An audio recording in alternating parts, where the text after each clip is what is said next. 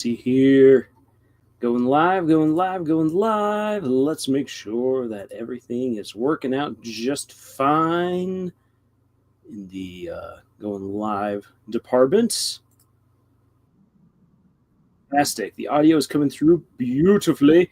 And Hannah Heaven is here early. Hannah, great to see you here. Hope that you are doing well. And to everyone else, hope that you're having a wonderful morning, day, evening, wherever you are at. And I'm excited. I'm excited for this week's live stream. We are going to be talking about writing the weather. We are going to be talking about Superman. We are also going to be talking about the amazing digital circus. It's going to be a fun romp. Jake Branch is here and Master Knight DH. Great to see you guys. Thank you for joining us and hope you are doing well. Okay, so let's see here. We'll give people a chance to roll on in, and then we will get going with what I think is probably going to be the hot topic of the weekend, which is the Superman movie. I went and I saw it. I've got comments, and I've also watched other people's reviews and takes. And I got to say, I feel in many cases like we watched very different movies. I'll get into why. Tyler Goodman says, I really love James Gunn's take on Superman. It has the classic comic book feel, and John Murphy and David Fleming did an amazing job making homage to John Williams' Superman theme. Yes, the music was really good, and I have to agree, James Gunn made a fun movie. Like, it was a lot of fun. I walked out of the movie theater being like, oh, I have not enjoyed myself this thoroughly at the movie theaters in months. It was really good. Master Knight says, I have posted a comment on the recent Hollywood video. All right. On the recent Hollywood video. Did we have a recent Hollywood video? Or on one of Hollywood's recent videos. I'm guessing this is what you mean. All right. Okay then. Let's see here. Okay, so I got all of my stuff. Primed and ready to go. So like I said, we'll give people just a few more moments, I think, to really see who else rolls on in, especially for Superman talk. I tried seeing if I could get John Wells, one of the guys who jumps on into the comments every now and then, to join me, because I know that he's a huge Superman fan, but I think he's right now out actually watching the movie. Meg says, hey there, Mr. Lars. Hey there, everyone. How are you doing? Oh, I'm doing great. Hope you're doing well as well. Master Knight says, the mediocre storytelling stream. Okay. Yeah, the mediocre storytelling. Now, the interesting thing is following up that stream with this one, because it's like after talking about just mediocre storytelling in Hollywood, then actually getting to see a good movie, and then people be like, this movie sucked. It broke so many writing rules. And I heard one guy even be all like, yeah, this movie's just and then plot. And I'm like, did we see the same movie? Because I was like, you know what? When I do my breakdown of the movie, I will show how it's more than just a and then type of story. Tigerman says, Nicholas Hoult was an amazing Lex Luthor, way better than Jesse Eisenberg. I agree. And I have to say this, I really liked how they portrayed Lex Luthor in this movie.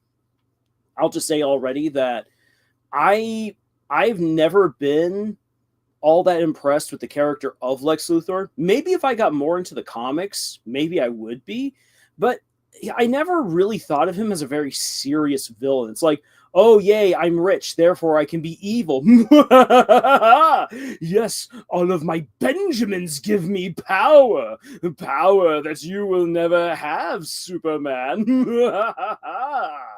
That's the way that Lex Luthor has always come across to me. And I know that there's way more to his character than that. But again, that's just the way that he so often comes across. So I'm like, Lex, whatever. Brainiac seems like a more interesting villain, but then again, Brainiac is just basically the Borg. And so this movie really made Lex Luthor a fantastic foil and villain to Superman. So, I mean, I guess now that I'm already just gushing about this, might as well just pop right on into this. So, again, we're going to be talking about Superman. We'll then shift gears over to talk about the Amazing Digital Circus. I am currently working on the review, the official review for that for the latest episode, and then we will wrap up with doing a writing lesson. Huzzah! So, let's bring up Superman. Okay, so I will be spoiling some of the movie, maybe all of the movie. If you want to avoid spoilers, I am absolutely okay if you duck on out. The way that I usually break down movies is that I also get a little bit cheeky. This is not me trying to be disrespectful to the movie. It's just the way I sometimes do things. Because otherwise it just, you might as well just read an article. When you talk to a person about a movie, you want the spice. So this movie right here for Superman, Ty says, "Don't worry, I watched this movie." Yeah, I kind of figured you did, Tyler. So this movie already, I have to applaud that it is not an origin story movie, but you do get Superman's origins. However, this throws us kind of into the middle of the beginning of Superman's foray into being a public superhero. So there's a lot going on. There's a ton happening in this movie. But the thing is that the plot does an excellent job of sticking with Superman. What's happening with him? What is he doing? And how he is confronting a lot of the challenges that come his way. The movie opens up with Superman getting beaten, and I will have stuff to say about that later.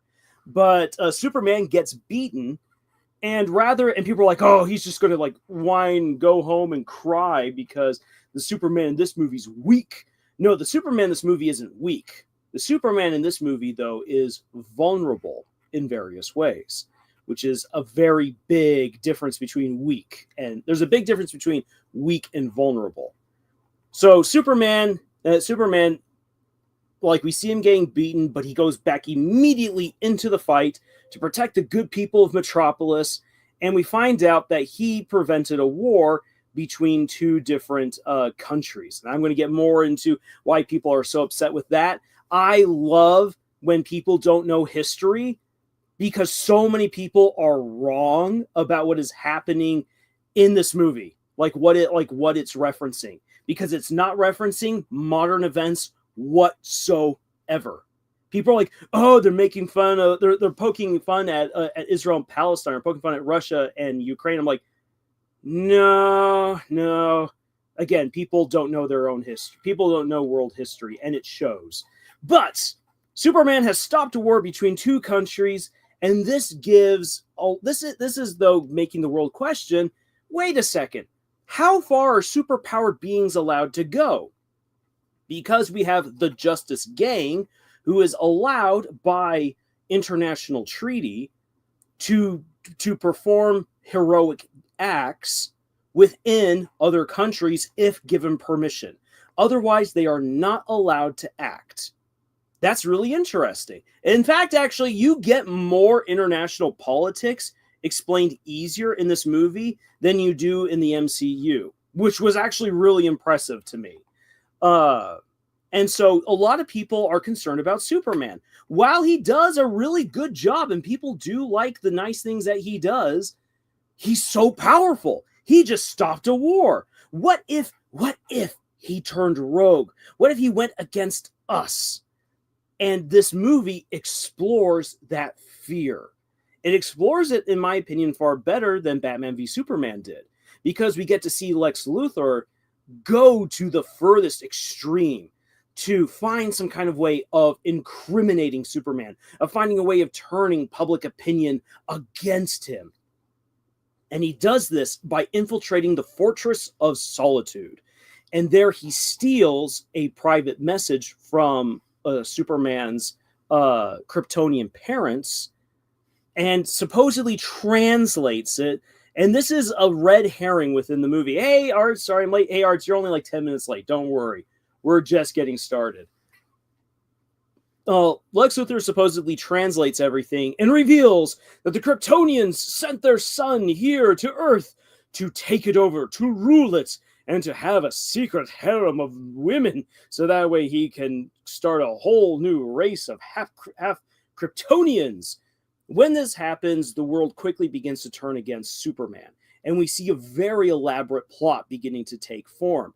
And Superman, when his dog Crypto gets taken, decides, you know what, if the world's against me and I need to save the dog, I'll turn myself in, which he does.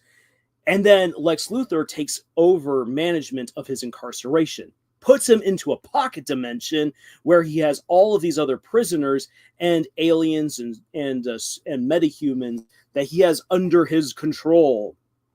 Lois Lane, who at this point is already in a relationship with Superman, she begins working with Mr. Terrific from the Justice Gang to try to figure out what the heck. Oh yeah, evil Kryptonians, classic James Gunn twist. The twist.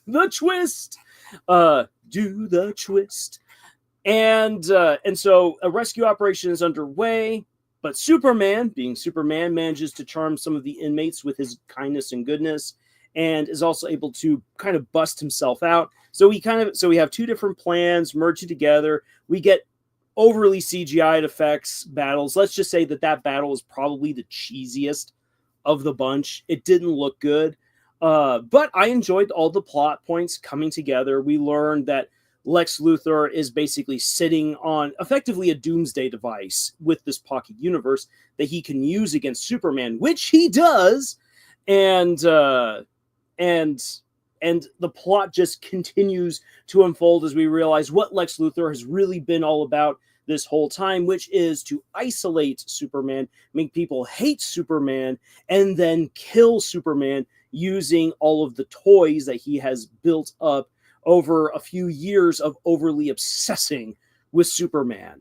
And I just have to say, there is a fantastic moment towards the end in the final fight where Luthor's projecting his voice through his emissaries as Superman during their last fight, and he's just like, okay, you know, like they're having some back and forth banter, and Superman's like, you know what your problem is, Lex?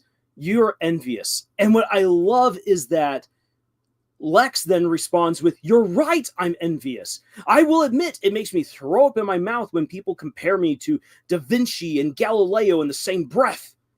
But at least Galileo built something. At least he did something with his own two hands, unlike you, who was born with everything. And you come here and everyone suddenly loves you because you just simply are. No. He's like, I am envious. I am envious of you who doesn't have to work at all, and everything is just like, he's like, you're just a freak, an alien who has to be gotten rid of because you even existing destroys what it means to be human. And it's pretty well delivered. You got to give it to Nicholas Hoult for delivering an excellent diatribe. Then when Superman finally confronts him face to face, he's like, see, that's the problem. You've been treating me like an alien this whole time, but I'm human. And he then says what makes him human. I am human because I laugh, I cry, I feel sad, I get scared. I don't know what I'm going to do when I wake up each day. All I can do is just put one foot in front of the other and hope it all works out. That is something that everyone goes through. I am human, and the best parts of me are human, even if I am an alien from another world. And it's such a good rebuttal, showing the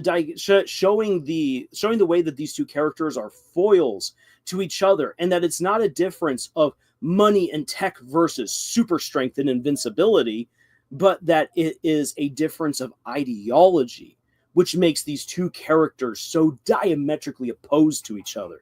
And what makes their rivalry the antagonism between them truly interesting. And so I really like that. Now, so that's basically the movie. That's basically the movie in a nutshell. There's way more happening, and I've seen some people say that there's too much going on. I personally would argue that it's exactly what you need to have going on, because otherwise this movie would be too simple. Way too simple. And it goes to show that it's not just Superman that makes this world great, but it is the goodness in other people that makes it that makes the Earth worth saving. So let me then catch up with what some of you guys have been saying here. Tyler Gibbons says the fight sequence was awesome. The way he fought an army of Lex Luthor was awesome, and Mr. Terrific using his drones for kicking the army's butt was with impressing, amazing shots. Oh yeah, the fight between Mr. Terrific and Luthor's goons is just amazing. And then the end fight is just chef's kiss good Superman action. Artez, just think if M. Night Shyamalan directed this. It's Lex Luthor who's Superman the whole time, but you didn't see that one coming. Art says, does Lex Luthor's plan involve real estate this time? It does involve real estate. Tyler says the best part is Superman versus Ultraman. It's like Injustice, like the final battle, the real Superman versus the evil Superman. Yeah, you definitely get a vibe of that. I actually thought the Ultraman was going to get turned into Bizarro by the end of the movie, but nope. Nicholas Hoult is a really talented actor. He was a good Beast in X-Men, but I think his take as Igor was his standout role. Yeah, as Igor, or as Renfield.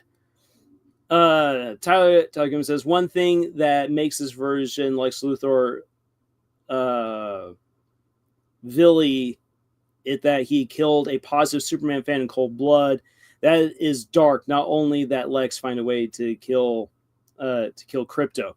Lex Luthor in this movie is absolutely cold-blooded.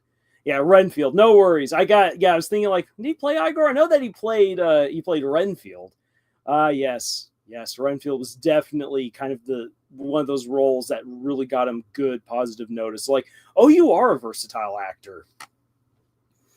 But yeah, no, Lex Luthor in this movie is just wicked. He's a truly awful human being in this movie, killing loads of innocent people, manipulating people in some of the absolute worst ways, and really degrading Superman in a very sophisticated fashion as well. I've always felt like Lex Luthor is one of the lesser of Superman's villains. And this movie showed what Lex Luthor really should always have been like in cinema. Just this overwhelming, charismatic, intelligent presence who knows Superman so well that even without Superman's powers, he can go toe-to-toe with the guy and really do some damage. So I like that. I really did. Now, let me start addressing some of the controversies around this, because one of the reasons why this movie is going to be such a hot topic throughout this weekend, and I think going over into the next few weeks as well, especially if the movie does really well in the box office or bombs at the box office, it's going to be even more talking points, because people are either going to be like, see, I was justified in hating it, or if it does really well, they're going to be like, why don't people realize how horrible this movie is? Yeah. Ooh, how is David Corenswet's portrayal of Superman in comparison to Reeves or Cavill? So an admission on my part. I have never seen the old Reeves Superman movies in their entirety. I've seen clips, but I've never sat down to watch a full Christopher Reeves Superman movie. And I know that's on me. It's like whenever I admit I've never watched Karate Kid, but I watched Cobra Kai, and people are like, how do you function, dude? But what I can say in terms of comparing him to Henry Cavill, So I'll just say this. Henry Cavill is a phenomenal actor, in my opinion. Definitely looks the part of Superman. And I wish that he had gotten better scripts for his role. I think he would have been just amazing. In terms but because of what he was given, which was a much darker Superman, much more brooding Superman, Cavill and Cornsweet have very different portrayals of the character. Henry Cavill did a fantastic job of Superman with what he was given, and I would love to have seen more. I'm going to say that. David Cornsweet did a phenomenal job, in my opinion, of a young, somewhat naive Superman who is a great superhero, or I should say, is a good superhero who is learning to become great. And I really hope that we get to see more of him as Superman, because I think he will really grow into the role. I think that he looks the part, he can sound the part, he can act the part, but he hasn't yet had the chance to make the part his. And that's because he has to compete with such giants who have come before. So I'm hoping that he gets another movie, because I think we will then really be able to see what he can do. Art says, when I look at this guy, I see Tom Holland Superman. Yeah, and that's because he is young. And Warner Brothers wanted young. It wasn't just simply James Gunn wanting to be like, hey, can I get Tom Holland without getting Tom Holland? Supposedly the Warner Brothers executive said, get us an actor who can play Superman for the next 10 to 15 years, and hopefully he doesn't die. And like, he'll look young and handsome and relevant the entire time. And so that's why they cast, that was part of why they cast David Cornsweet. But ultimately, I think that he did a really good job as Superman. I was sold. I really liked his take on Superman. Even though some people are going to say like, oh, this was super cheesy, I love the way that like he would even save a squirrel at one point in the movie, how he saves a kid, how he saves old ladies and everything. Like, as the movie goes on, it feels genuine. He is able to communicate that this is a guy who wants to save people because he honestly wants to, and because he knows it's the right thing, and he will do anything to do the right thing. And that's believable. But also, like, when he gets upset, feels believable. It's not like Clone Wars Anakin Skywalker. I killed them, and not just the men, but the women and the children too. That you don't get that wooden kind of a reaction out of him. It's way more natural. So I felt like a lot of the casting was really, really good. The actress for Lois Lane, I would love to see more of what she can do. If this movie was like 15, 20 minutes longer with a little bit more Lois Lane, I think that people would actually have a lot more positive to say about her, because she's a good actress, and I think that she owned the job, she owned the role. But we just didn't get to see a lot of her in that role. Taking a drink of water right there. So, let's see here. Sand, it just gets everywhere. Superman, probably. Yes. Now then, to address some of the controversial stuff that people, again, that's really what people are tearing into when it comes to this movie. So one of the very first things is that so many people are like, Superman just gets beaten up so much in this movie. No way that Superman would ever have gotten beaten up that much. So here is what I have to say as a writer. And people can disagree with me about this, but as someone who loves overpowered characters, I really do. And as someone who writes a lot of overpowered characters, this was an excellent movie to portray what you can do with an overpowered character. And here's the thing. Overpowered does not mean invincible. Overpowered means that in comparison to everyone else within a particular setting, that character is too much. That is the best way to understand overpowered. So, for instance, let's have a look at One Punch Man. Saitama is up against heroes and villains who are insanely powerful. They really, really are. Saitama is not invincible as far as we know, but he's overpowered because compared to everyone else, he might as well be unbeatable because he can kill anyone in one punch. That's the whole gig. He's overpowered that way. But let's tone it down even a little bit more. The Olympics, the real world Olympics. Olympians are overpowered. 99.9% of the human population cannot run as fast, swim as fast, lift as much, or jump as high as an Olympian. Olympians are overpowered compared to the rest of the human race. Superman, compared to the rest of humanity, but especially compared to the other superheroes, is overpowered because of how strong he is, how fast he is, how invulnerable he is. So he's overpowered, but he's not invincible. And that is key to writing a good overpowered character. An overpowered character must have weaknesses. They must have something that they're not good at. They must have something that can beat them, even if they seem unbeatable. And the reason why I say that is because when characters have weaknesses, when characters have challenges, it gives them room to grow. If Superman has no room for growth, he ceases to be an interesting character. He is a paragon in terms of goodness. He is unbelievably good. But that unbelievable goodness does not make him invincible. And that's very important. People went into this movie and be like, I want Superman to just punch his way out of everything. He does! He does punch his way out of everything in this movie. But he is challenged along the way. One of the ways in which he is challenged is that he goes up against other metahumans who have comparable strength to him. Meaning he can't just simply 1-2 punch his way on out.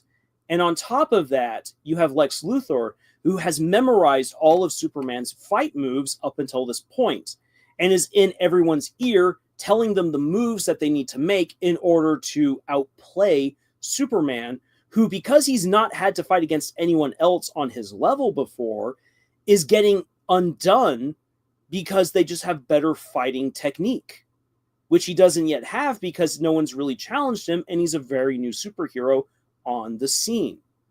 So in that case, it actually makes good sense.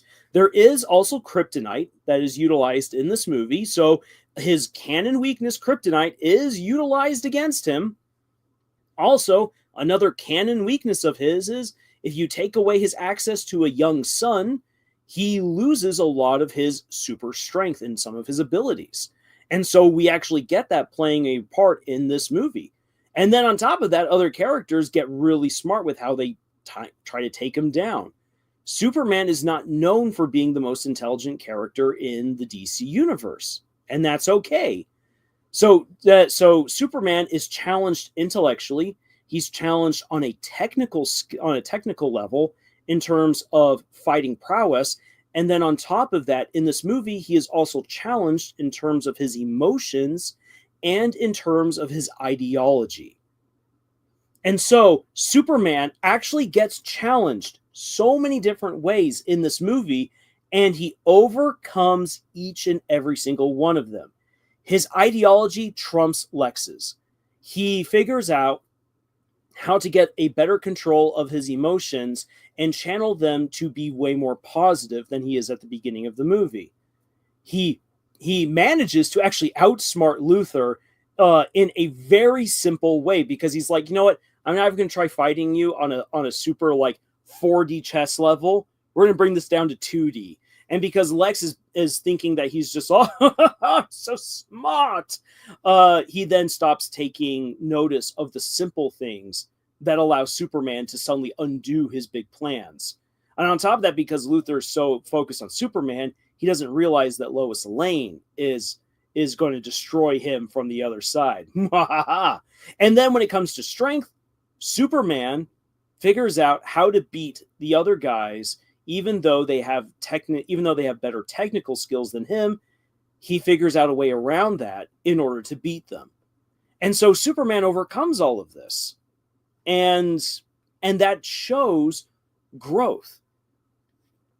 If a character is not challenged, then there's no way that the story can be interesting. And that's something that people just have to accept. If Superman can just punch and fly his way through literally everything, then what's the point? Sure, he can say truth, justice, in the American way, but what does it matter? What does it matter unless the truth is challenged? And Superman has to, against all the odds, prove the truth. What does it matter about justice unless there is injustice? And Superman brings justice, but also brings it. I didn't realize there was this whole phone in here. Yeah. But also, what if he brings that justice through mercy, which is something that happens in this movie as well. Not only do we see justice get meted out, but we also get to see Superman's mercy, which is very important. And then the American way. Well, what is the American way? This gets actually explored a little bit here in this movie. What does it mean to be accepted, to be law-abiding, to care about other people, to build a community, to care about the stability of the world? All of these you and phones.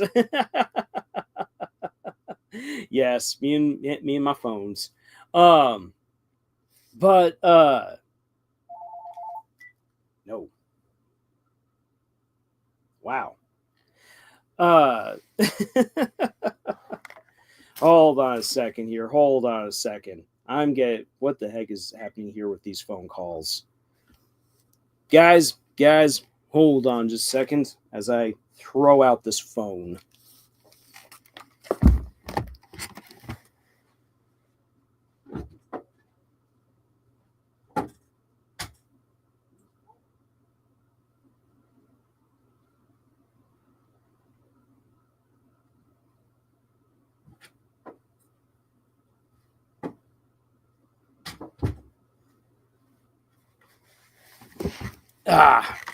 There we are. Speaking of the devil, yes. Okay. Phone just got chucked across the house. Maybe it's Lex Luthor. Yeah, he's not happy with me. No, it's Gary from Neurotic. He's upset with me. He's upset with me because I'm about to take down his entire argument. Nah, okay. So, phone shenaniganery aside, any case, again, what does it matter what Superman is standing for unless his values are challenged? And it's not just simply enough for a villain to pop onto the scene and be all like, as I twirl my mustache, I tell you that the sky is actually orange, that doing crime is good, little children, and that America sucks. If a character says that, it means literally nothing. It's only when those values are truly challenged, and it seems as if Superman can lose, that it means that Superman is able then to prove that truth matters, that justice matters, and that the American way matters. That is what's so important. That's something that people, again, just, I feel like, God, do we not understand how this is supposed to work? Again, what does it matter if a character is OP unless that power is challenged? Overpowered characters are not interesting unless they are given a character arc. And what I love about overpowered characters is how you can challenge them in ways where they have to use more than their special abilities, where they have to rely on other people, or where they have to discover a new skill, or or reassert a special value. Something that challenges them and forces them to grow.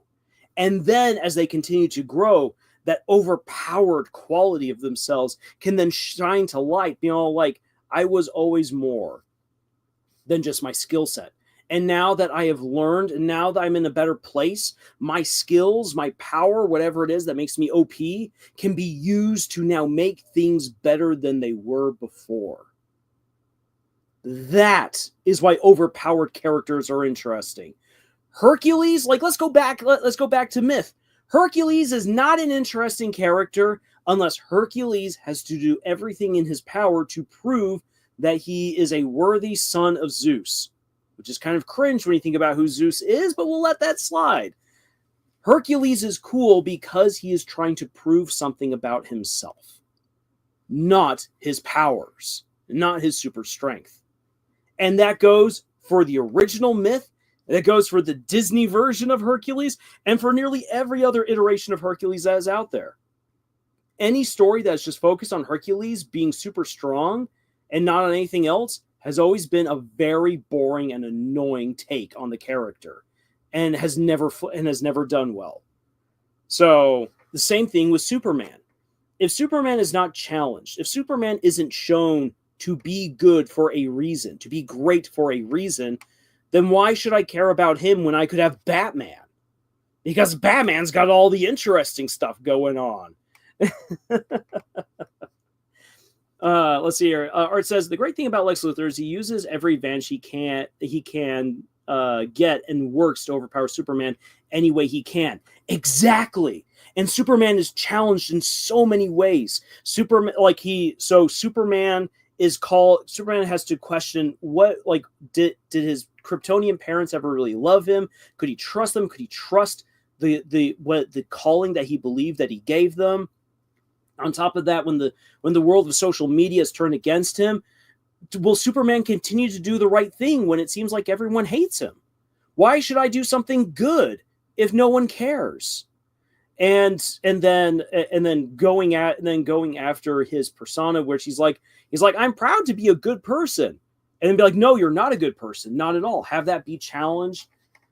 Like that, those were some of the great that actually helped to facilitate some of the great emotional beats in this movie. Where again at the end, Superman's like, look, it's not about my powers, it's about being human. And to cap it off, his whole thing about him being human, I love how he throws it back at Lex Luthor and he says, I hope that someday you will realize that being human is what makes you special as well. And Luthor just loses it. Because Lex Luthor, it's always about himself. And he tries to manipulate other people and their understanding of humanity and of belonging, rather than accepting that he himself is human and that we all belong. It ends up being a very, very beautiful message. Art says, I like how Hercules goes willingly into the death pit in the Disney version and almost fades away before triumphantly coming up as a god. Exactly. It's so good. It's so good. And here's the thing is, like, yeah, sure, Hercules is super strong and everything, but in that moment where he goes and swims after Megara, it doesn't matter his super strength. He's dying. Even if he grabs her soul, he's going to die. That's the point. That's why Hades gave him that trial, because Hades knows that no matter what, Hercules will die in that pit, even if he does save Megara. What mattered was the strength of his heart, that he was willing to sacrifice it all for anyone, but especially for the woman that he loved. And that is why he then becomes a god, which is why it works so well. Madeline says, oh, if you're Saitama and can't hold a stable job and trying to get over depression, I hope I got that right. I still need to watch One Punch Man. No, Madeline, you're absolutely right. Saitama can't hold down a job and he's depressed. And he's lazy. Those are things that super strength will not fix. He's also lonely. So he has to get friends. He has to get help overcoming his depression. He has to have a reason to be a good hero. And that's what makes the story of One Punch Man so great, is that we get to see Saitama grow up. Guy That Hates Bull. I haven't seen the movie. Is it a good movie for Superman's character? Guy That Hates Bull, I am going to say yes. I really, really like this movie. Not only does it have great comic book fun and everything, but I believed Superman by the end of it. Superman is not my favorite superhero by far. I way more prefer Batman, and yes, I know Batman's sometimes not considered a superhero, but whatever. I ended up believing Superman by the end of this, that you could be that good, that you could be great, that you could care for all of these people. I believed in his message about what makes humans so wonderful. And I believed in this guy who, if he set his mind to it, could do anything. And while this is a younger Superman, so he's not yet at the point where he could do more of it just by himself, I really liked how Superman's example brings all these other characters to start doing amazing, heroic things. It's not just Superman being heroic, it's him inspiring heroism throughout the world. And I think that is perfect for Superman's character. And we get to see it happen in the courses of multiple characters and what they decide to do. And so I really, really like that. And I think that is critical to Superman's character. It's not just enough for Superman to be amazing. Superman has to inspire people to be amazing as well. Yeah, I'm happy I could give you my input on his character, Guy. Artsel says, oh, and the good part about the Hercules scene, the ladies are about to cut his life string, and he goes golden as they are about to cut it. LOL. I know, I love it. Chink! What's the matter with these scissors? The thread won't cut. Such a great scene. Oh man, I remember as a kid, I was on the first time I saw that movie was in the drive-in. So I was on the back of the van. Not on the edge of my seat, I was on the edge of the van. You're like, ah, Hercules, no! Oh, that was a fun night. But yeah, so coming back around to it, Superman has to be defeated in this movie several times. He has to be brought down low by Lex in order to show why he's so good. Because if he could never be touched, then what's the point? Because he can never be challenged. And if he can't be challenged, then the drama and the stakes go away. And it's perfect to have Lex Luthor be the villain to bring all of this out, because Lex has no powers. He just has the money. But the way he uses his money and his brains to take on Superman goes to show that Superman has these vulnerabilities beyond just kryptonite. And that Superman can overcome all of those vulnerabilities to become the true man of steel that the world will look up to for hope and for guidance and for safety. And I think that's what this movie really brings out, and I really, really like that. I honestly don't see how you could have that same amazing culmination at the end of the movie with its beautiful message and have it where Superman can't be touched except by kryptonite. I just don't see it happening. Guy says Hercules is a great movie. That scene was definitely tense. Oh yeah, right. I agree on both counts. Now then, another thing that I know that's gotten a lot of Superman fans really upset. And here's the thing. I can understand this. I am not necessarily going to defend what James Gunn did, but the whole twist of Kal-El's parents are evil. Oh my gosh. I will put in my own personal caveat and say, I think that we're being misled with that scene because, again, the person who's trying to destroy Superman, being Lex Luthor, is the one who reveals the hidden message all along. And I'm like, I don't know if that's really real. And I think that James Gunn is trying to misdirect us so that way he can have a really good reveal about Superman's parents and about what they really wanted for their son in a later movie. And that could be the way to open up how Superman becomes a hero, not just for Earth, but for the entire cosmos, which is a later Superman trait. So that's what I think James Gunn is trying to set up there. But I understand that people are really, really upset with that particular change. And to put it on a level that I myself would understand, it's like watching Rings of Power and seeing that Galadriel is just an awful person who's effectively evil. No, Galadriel is an amazing character who, yes, she went to Middle Earth for very selfish reasons, but learns through the pain and agony of 3 ages on Middle Earth to temper her ambitions and to realize that she cannot combat evil with power, or just simply with power, and that she has all of these other great qualities to her, which the Rings of Power completely strips away from her. So as a result, so the thing is that going that particular route, I understand that people would be very, very upset with this, and I'm not going to defend James Gunn's choice. And I think that that's something that is worth a good discussion amongst people who know Superman lore way better than me. And so I'll just admit it right there. I don't know if that's a good choice at all on James Gunn's part. I think he's setting up another reveal later on.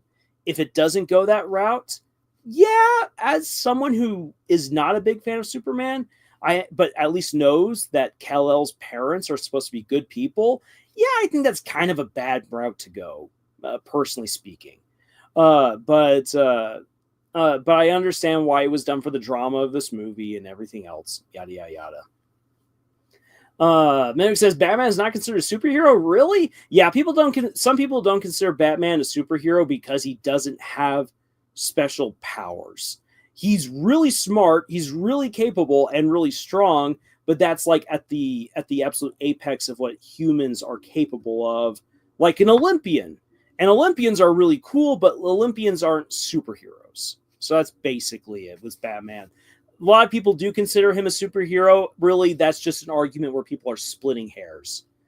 John says, I made it. Sorry, I was at the pool with the family. Hey, John, spending time with the family and at the pool, absolutely worthy reasons for being late.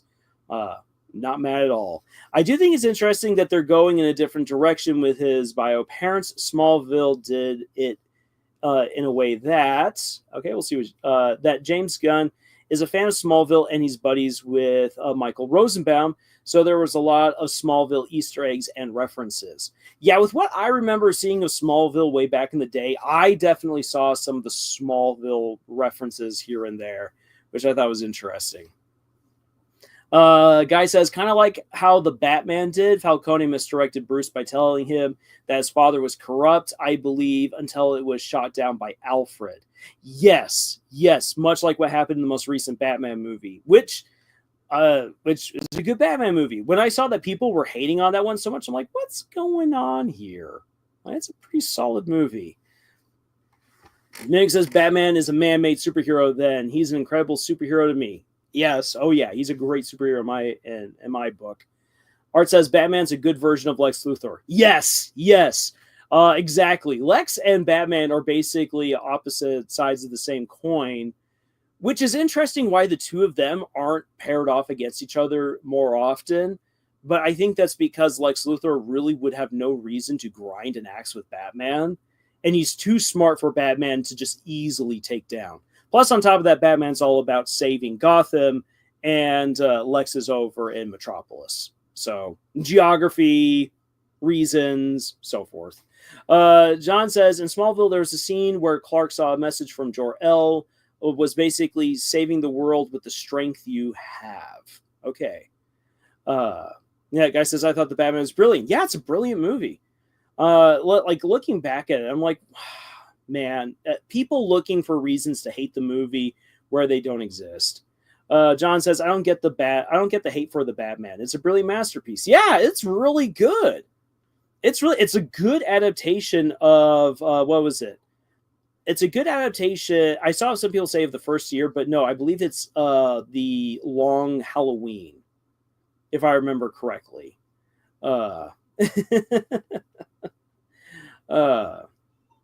But yeah, so in any case, so again, people, like, I can get one reason why people are upset with this particular iteration of Superman, which is the changing of the lore. I get that, and I'm interested in seeing where they go from there. And I'm not going to tell Superman fans who don't like that part to just suck it up, because I feel justified in hating what Rings of Power did in changing the lore. So I'm going to let Superman fans have their chance to complain about this if they wish.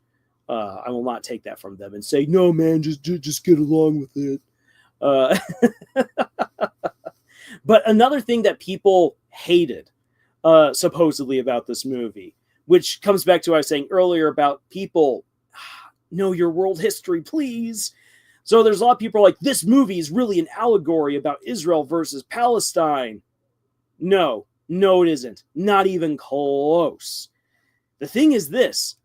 If you know your history, and this movie has been in the workings long before a lot of current world events, the movie references Israel's attack on Egypt.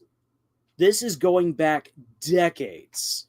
The Barovian president, who's an absolute sleazebag in this movie, he's around just long enough for you to hate him and despise him, and he's not around long enough for you to get bored, for you to just start rolling your eyes at him, which I think was done really well.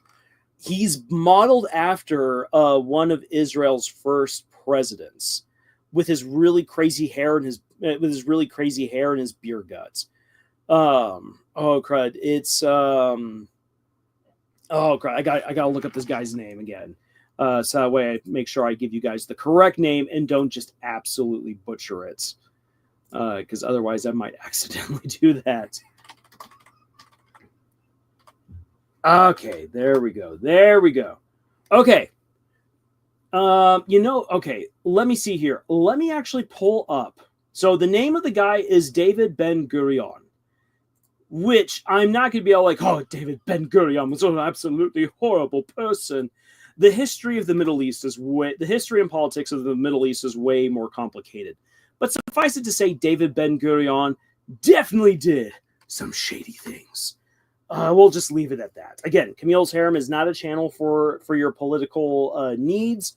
We are not about that. But I want to help show people what this movie's actually referencing. So let me pull up Superman, President of Barovia, and we're going to pull up some images.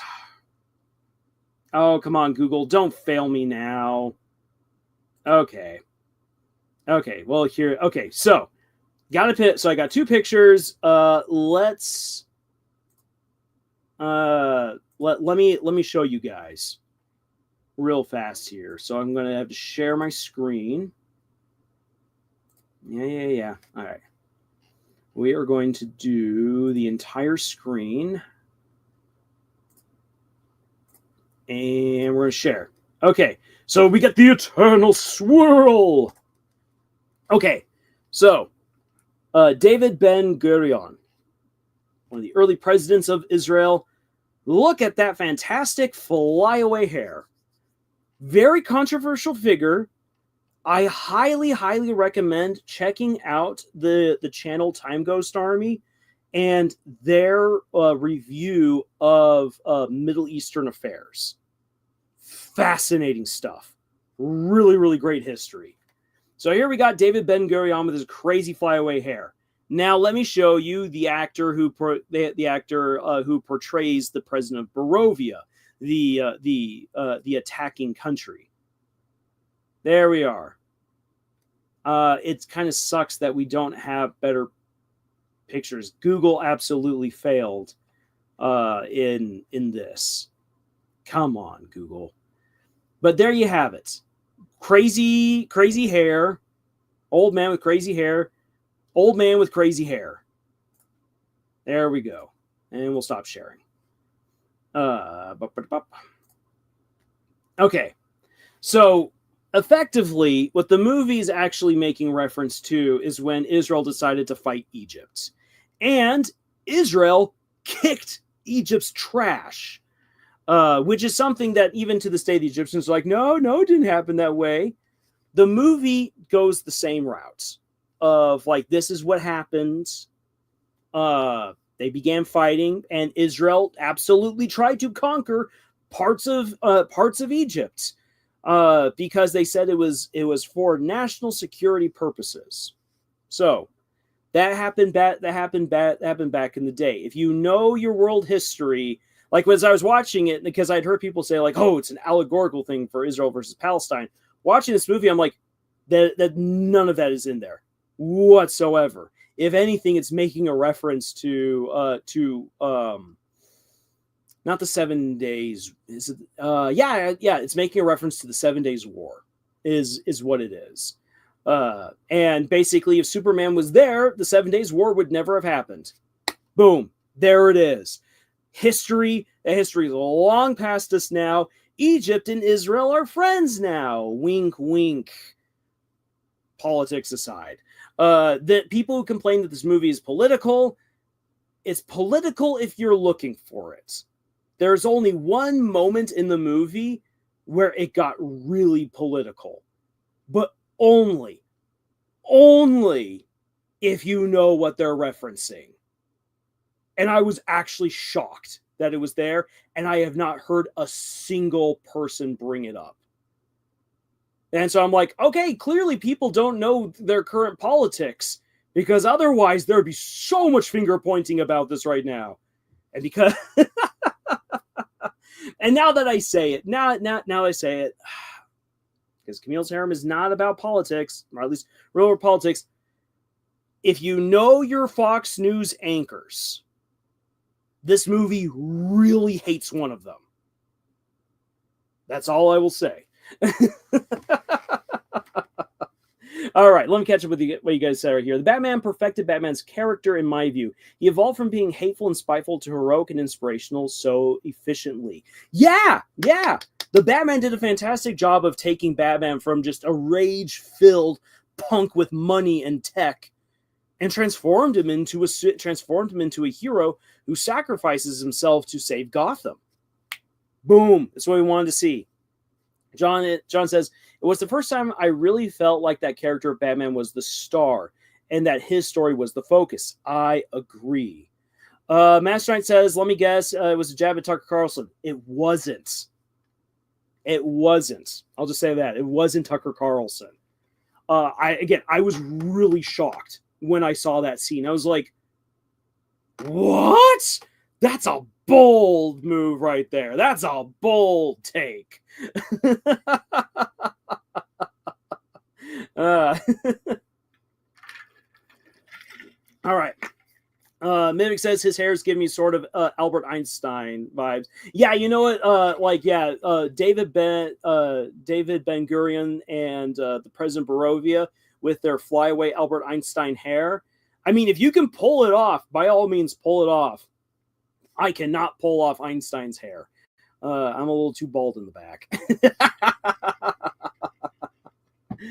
John says, I had no issue with Superman getting beat up. He's a tough guy who is looking to break bones. He's not a tough guy who is looking to break bones and hurt people. Yes, and on that count too, John. Let me just say this: one of the scenes that I thought really helped to help Superman's character shine is when there's this monster gallivanting through Metropolis, like DC's discount version of Stitch.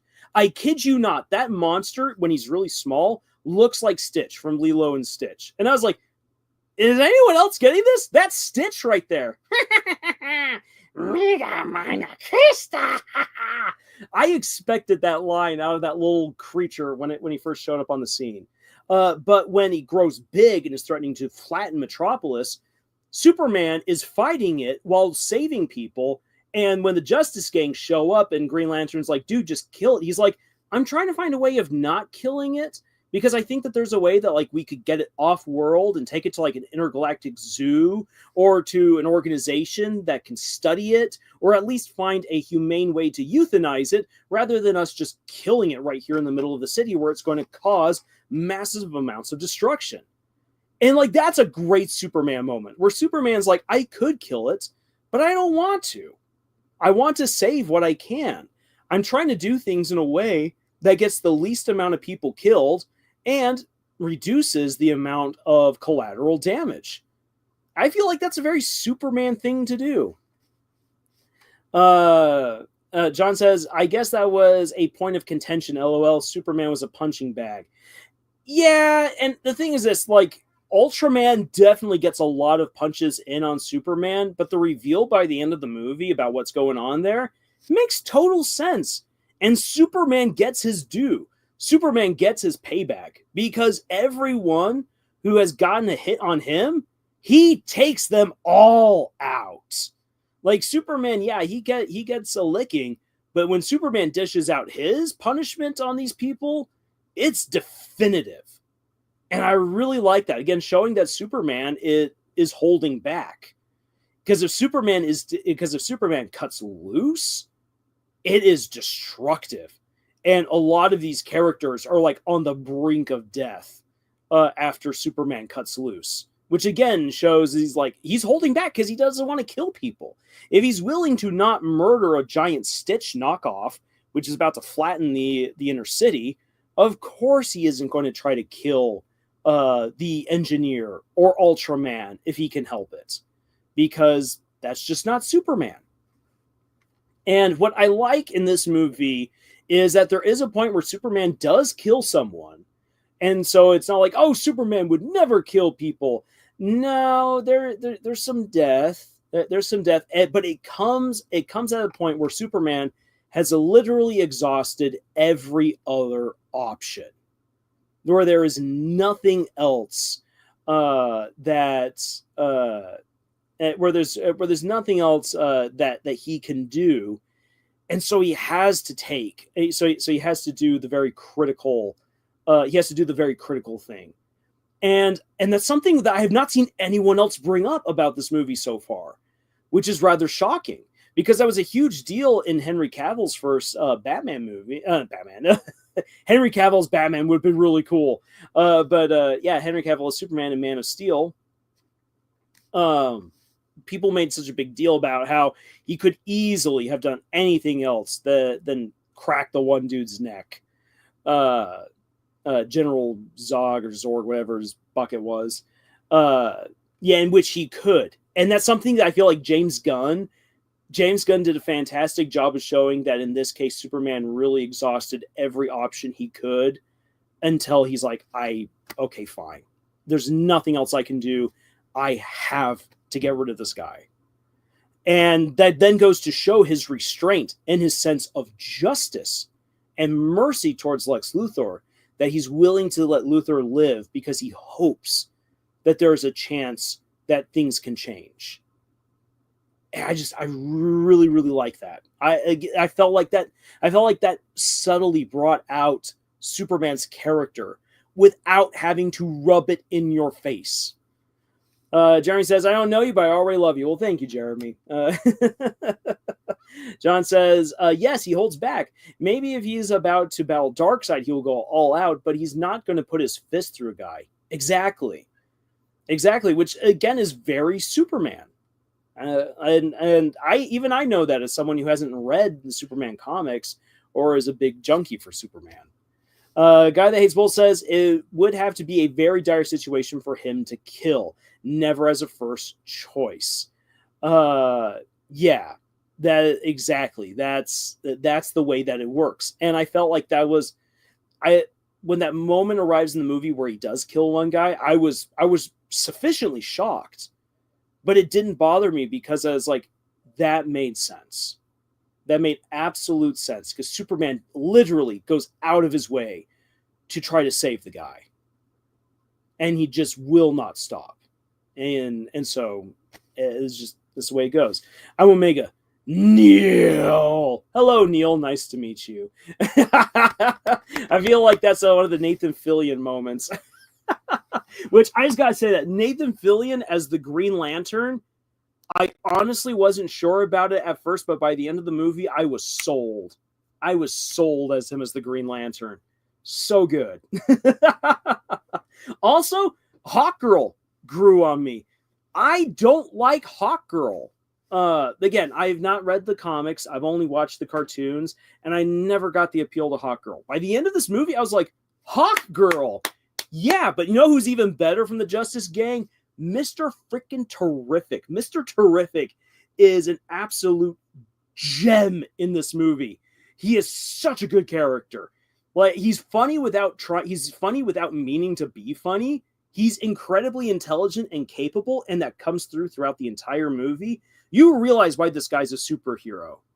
And you realize that he's a good guy, but in comparison to Superman, you can see why Superman is truly the symbol of hope. Even where all these other superheroes do a great job, where they don't quite measure up.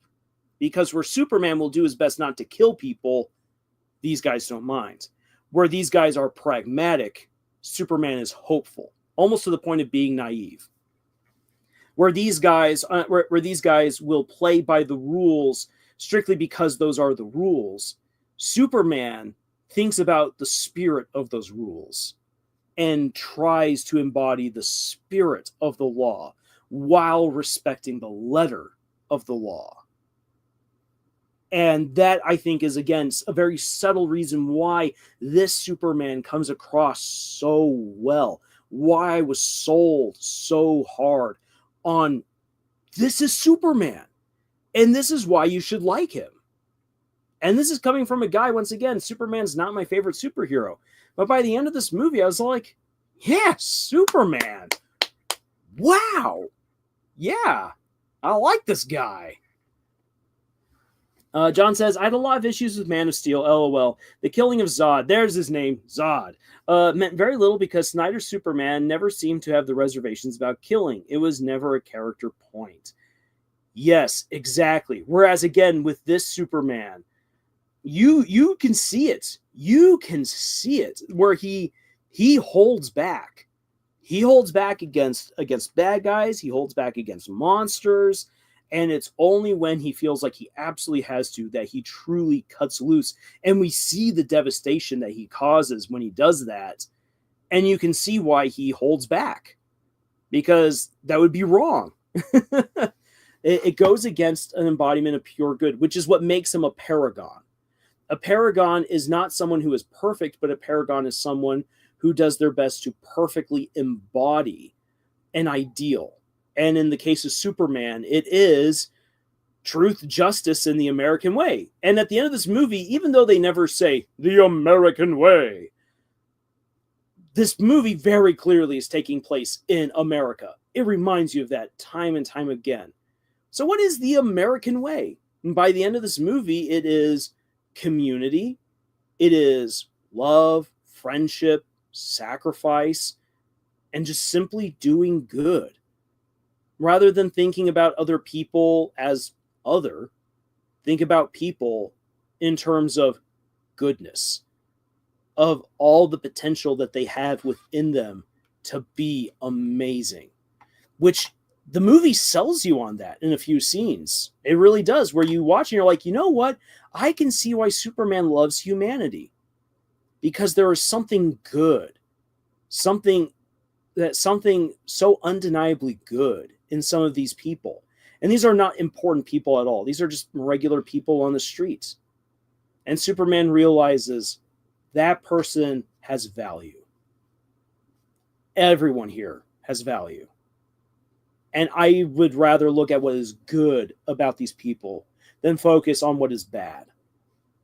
And so even when he deals with very nasty people, like the president of Boravia, he even gives the president of Boravia another chance. Because what if the president ends up doing the right thing?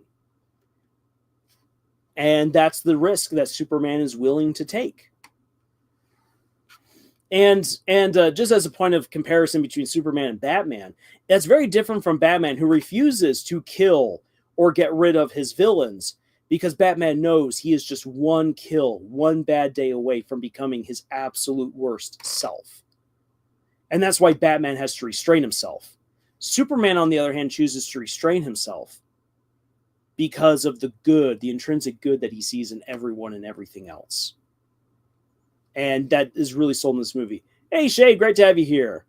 Guy that hates Bull says, Superman is meant to inspire. He is omnipotent yet delicate, otherworldly yet relatable, alien yet human. Exactly.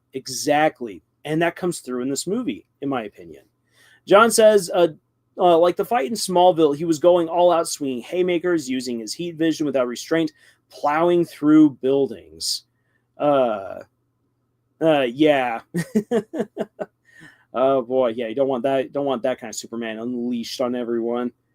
Now then, so that's those are the big sticking points for a lot for those are the sticking points for a lot of people who are complaining about this film. Which, I mean, again, I understand why people are angry about the lore change. I get it, and I'm not going to tell them that they're wrong. I want to see other people have that conversation. When people say that this movie is allegorical to current day events, they are wrong. You just need to know your world history. And then for people who are like, well, Superman was just a punching bag. Superman needs to struggle. He needs to have challenges to overcome. And he is not just a punching bag. By the end of the movie, that's very clear. John says, that's why Lex is the perfect villain for Superman, because Superman represents the best of humanity and the good we have, while Lex is the worst of us. He's the devil in a high rise. Beautifully said. The funny thing for me is Superman being a presentation of the American way is an illegal alien. Now then, that all comes down to what, I guess, to certain ways of looking at it. Definitely an interpretation there, which I've seen other people whine and complain about online. I feel like that is, again, splitting hairs, looking for a reason to dislike a movie. The costume for Superman is great. I did like the way the costume looked in this movie. Matterlad says, anyways, got to go since I got to wake up early tomorrow. Well, Matterlad, thank you so much for hanging around with us for the time that you could and for your comments earlier. It was great having you here, and I hope that you have a good night's rest and a great time tomorrow with whatever you're doing. Okay, now then, so let me take the moment before we wrap up here with Superman. I want to take Nerdrotic's bad take on the writing for this movie and shred it. He said that this movie is what South Park says is, and then, like, and this happens, and then this happens, and then this happens. But rather, according to the creators of South Park, they said that the connections between each plot point should be not and then, but rather therefore or but. I personally disagree with that, because there's a lot other more creative connections between plot points. But let's go. So I will take apart what Neurotic says by just showing how even within the first 20-30 minutes of the movie, there's not a sequence of and thens and thens and thens and thens and thens. It feels that way if you're not paying attention, if you're just there to hate the movie. Let me quickly take a drink. Excuse me right there. Well, thank you, Guy. I do try to be as insightful as I can be. I'm not always right. I do make mistakes, but I do try to. I do try to bring a writer's perspective to these stories and give my opinion and insights into why it works or why it doesn't. Ty says, I really like Superman saving a squirrel during the kaiju fight. I know, I like that. I was not expecting it, but it was so good. Okay. So, the beginning of this movie is Superman crashing into the ice in the Arctic because he'd just gotten pummeled by the hammer of Boravia. Therefore, Superman needs to heal. Why? Because the fight is still going on, and he cannot afford to leave the people of Metropolis alone to a vindictive monster. So even without healing all the way, Superman gets back into the fights. However, as we learn, this fight is all a massive misdirect in order to help Lex figure out where the Fortress of Solitude is so he can break in, because he has had this great plan to destroy Superman on a personal level. And to do so, he needs to know Superman's hideout. He needs to know his personal life and break into it and violate it. Therefore, he has used all of his resources, his connections, the people of Baravia, the Hammer of Baravia, and all of his metahumans to set up a perfect confrontation to distract Superman long enough to do his dastardly deed. Now, while this is all happening, while his evilness is going on, we get the chance to see that this is a very young Superman. This is Superman just fresh onto the scene, figuring things out, and he's clearly making mistakes. Therefore, we see that Lois Lane, who's in a relationship with Superman, is trying to help him out, realizing that some things that he's doing are going to bring flack his direction, will bring the hammer down on him unless he is careful. And so we get to see Superman become conflicted because he's trying to do good, but all these people are saying that if he does good, it's going to have all these negative consequences. It can't be that difficult. And that's when, and it's not just and then, but because it's in a connection to everything that's been happening beforehand, as Superman's going through this small personal crisis, that is when Lex Luthor attacks, breaks into the Fortress of Solitude, steals the message from his parents, and begins to make Superman look like a monster and a danger to all of Earth. In the process, he kidnaps Crypto, the super dog, and plans to analyze, dissect, and then kill Crypto. Superman is going to save the dog. Why? Because it's a dog. It's an innocent dog. And if you're someone who's going to go kill a dog, you are a right bastard. So he's going to make sure he's going to save that dog. And as a result of trying to do the right thing for the dog by himself and in the eyes of the law, Superman does turn himself in when he is implicated as a threat to Earth. He does the right thing by all different accounts, which puts him, however, into a very nasty situation in this pocket dimension that Lex Luthor has created. And the plot continues on from there. Already, with what I have said, none of that is and then, and then, and then, and then kind of a case. It's all interconnected. I'm sorry, Gary. You weren't paying any attention. Why? Because you didn't want to. And that's just the way that it is. And that's what's frustrated me. It's one of the things that's frustrated me so much with this movie. It's actually one of the things that made me want to go see this movie. Is that I saw so many people hating on it before they ever saw it.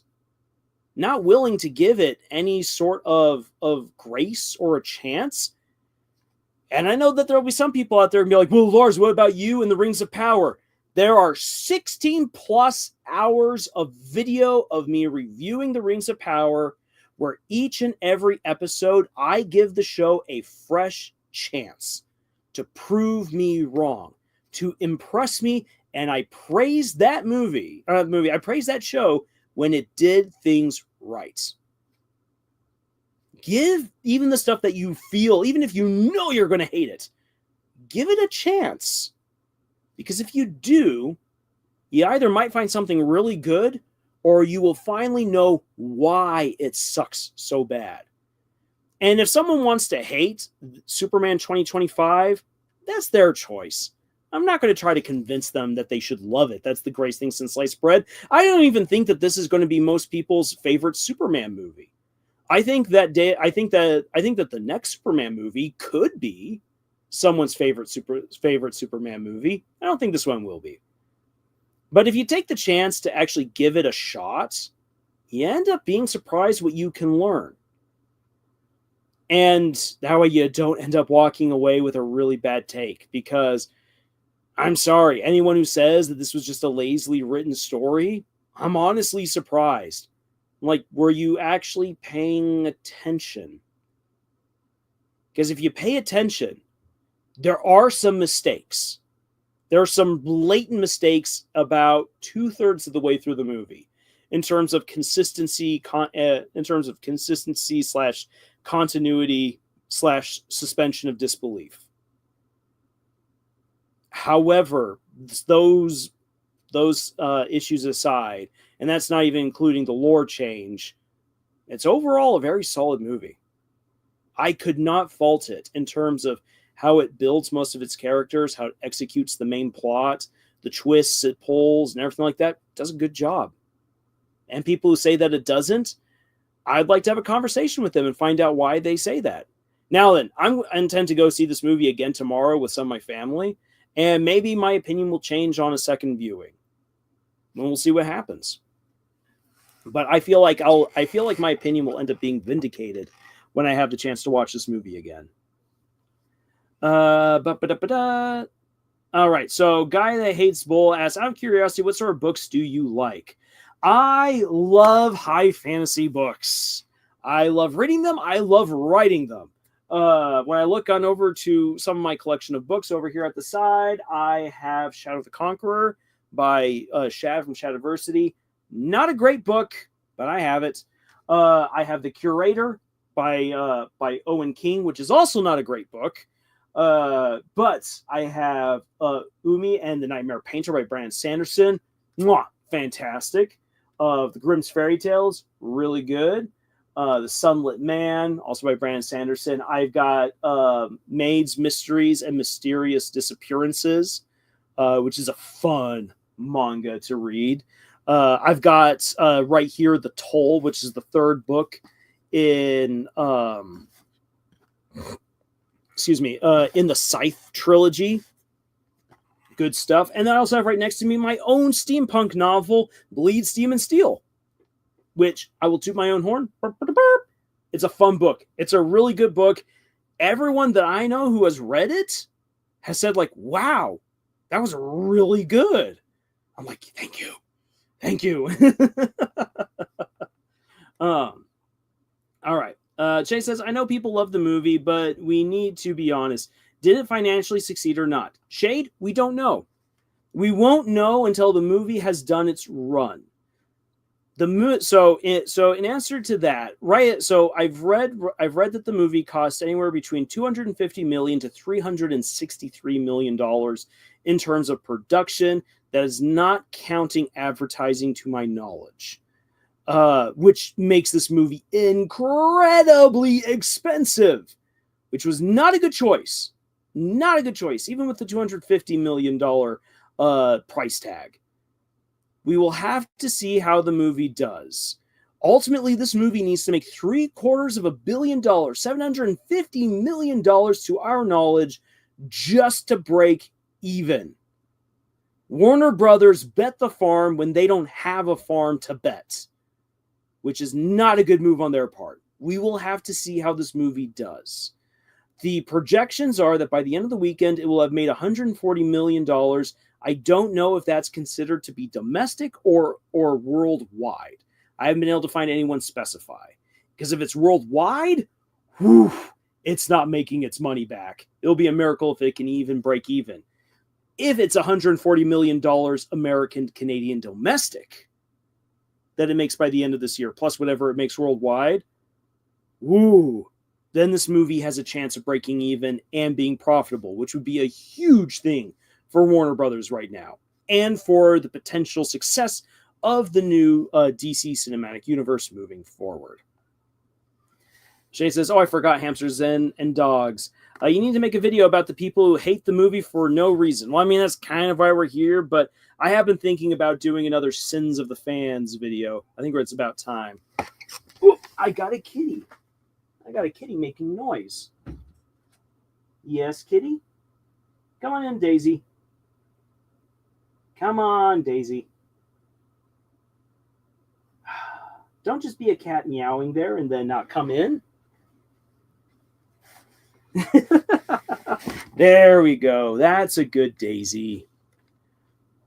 All right. Guy says, amen to that sentiment. I went into watching The Usual Suspect thinking that the movie would be very good. It wouldn't be very good. It became my favorite ever. Well, that's awesome. Yeah, sometimes you go into a movie thinking it's going to be awful, and it isn't, which is always a pleasant surprise.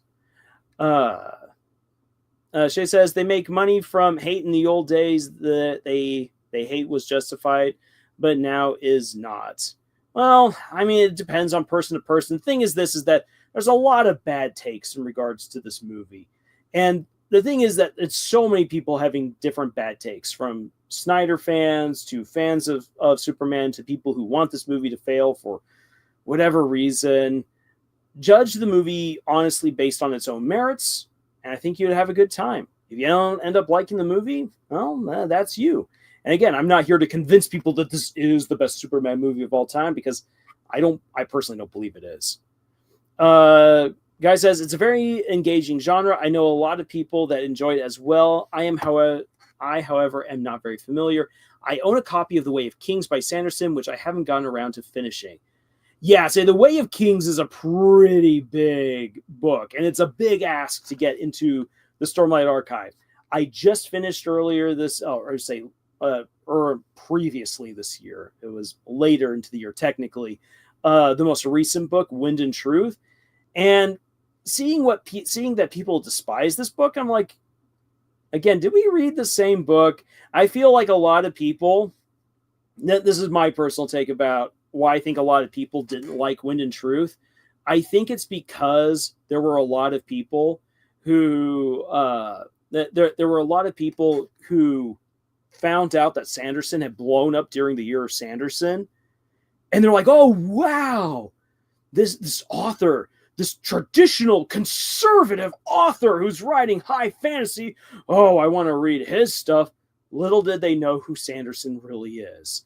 As a result, you had a lot of people who got the book under a bad assumption, and here's the thing, didn't start reading the series, but rather looked up the wiki to catch up because it's a lot of stuff to read, and then just dove into the last book, thinking that they were ready after reading the wiki. Oh, Wind and Truth is not a book you just dive into. You have to have read the other books.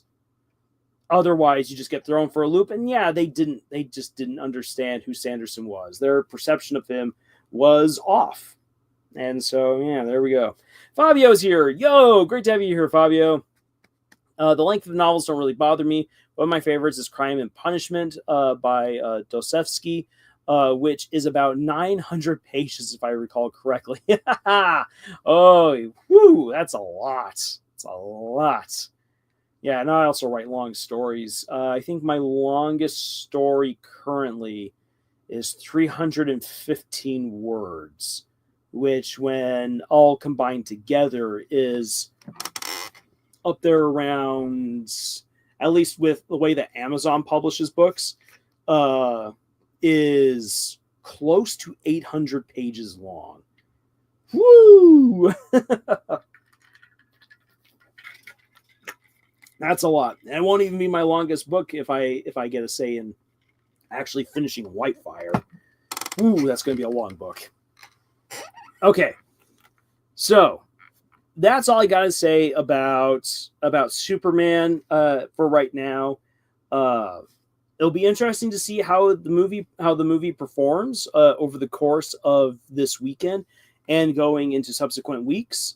It'll be going head to head later on against the Fantastic Four, and we'll see if Jurassic World Rebirth takes a chunk out of it. We'll just have to see. And even though I know Jurassic World Rebirth has already premiered, it still poses a potential to pull potential audiences away. We're just gonna have to see. Shay says, I have advice for you if you want to enjoy more fantasy books, watch some fantasy anime, and read some fantasy light novels. They are much shorter. That's true. It's true. It's a faster way of consuming fantasy, but it depends on the fantasy that you wish to enjoy.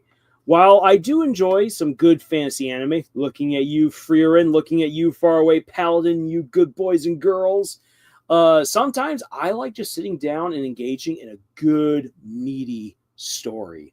Like the Way of Kings. Excellent stuff. All right.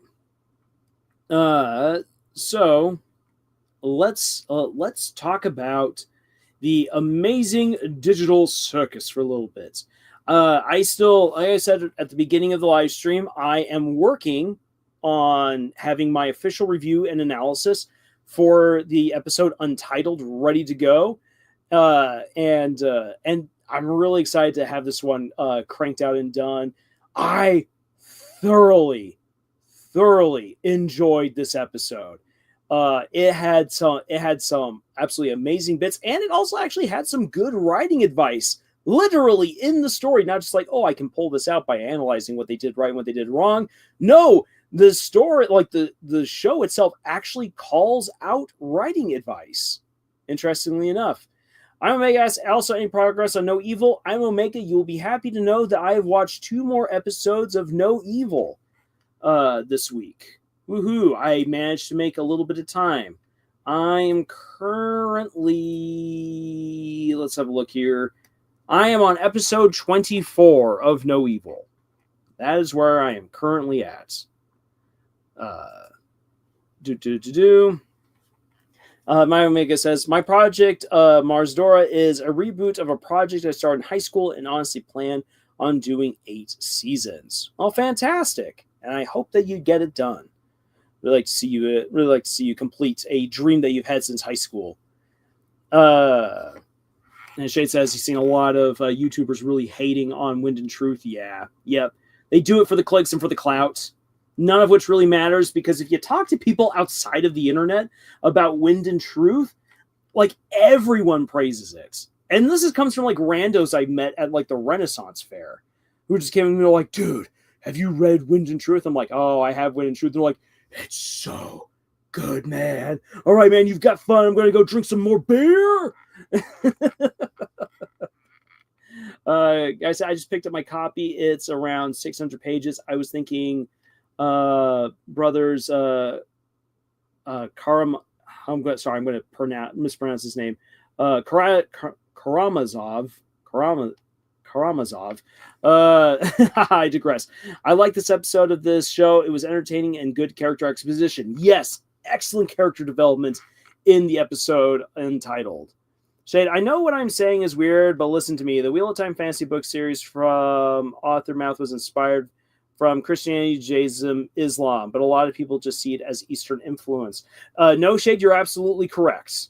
Yes, he pulled on a lot of Eastern influence, but there's absolutely Judeo-Christian Islamic influences all throughout the Wheel of Time. You are absolutely correct. That is not a weird take.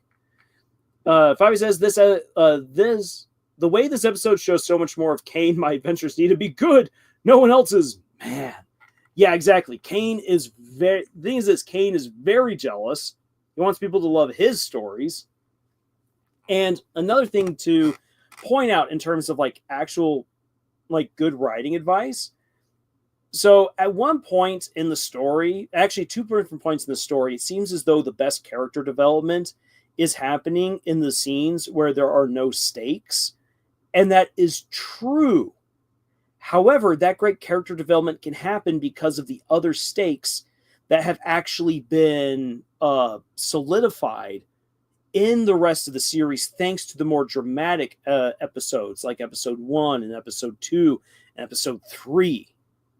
You cannot have those powerful character moments without those powerful without those powerful episodes, with the action, with the stakes involved. Will you abstract? Will you find a way out of the digital circus, and so forth? And so when Cain says he can't tell a good story without stakes involved, he's absolutely correct. What Cain gets wrong is that a good story isn't just simply running, and then twist and twist and twist. A good story is a combination of the stakes, the action, and the characters, and the slow moments all coming together to show how the characters grow through the progression of the plot. As Nathan has said before, and I love quoting him for this, a good story lives or dies by its characters. And the Amazing Digital Circus has got some great characters, but the great character development that we get can only be facilitated by the adventures that we've gone on with them, that were definitely not the greatest.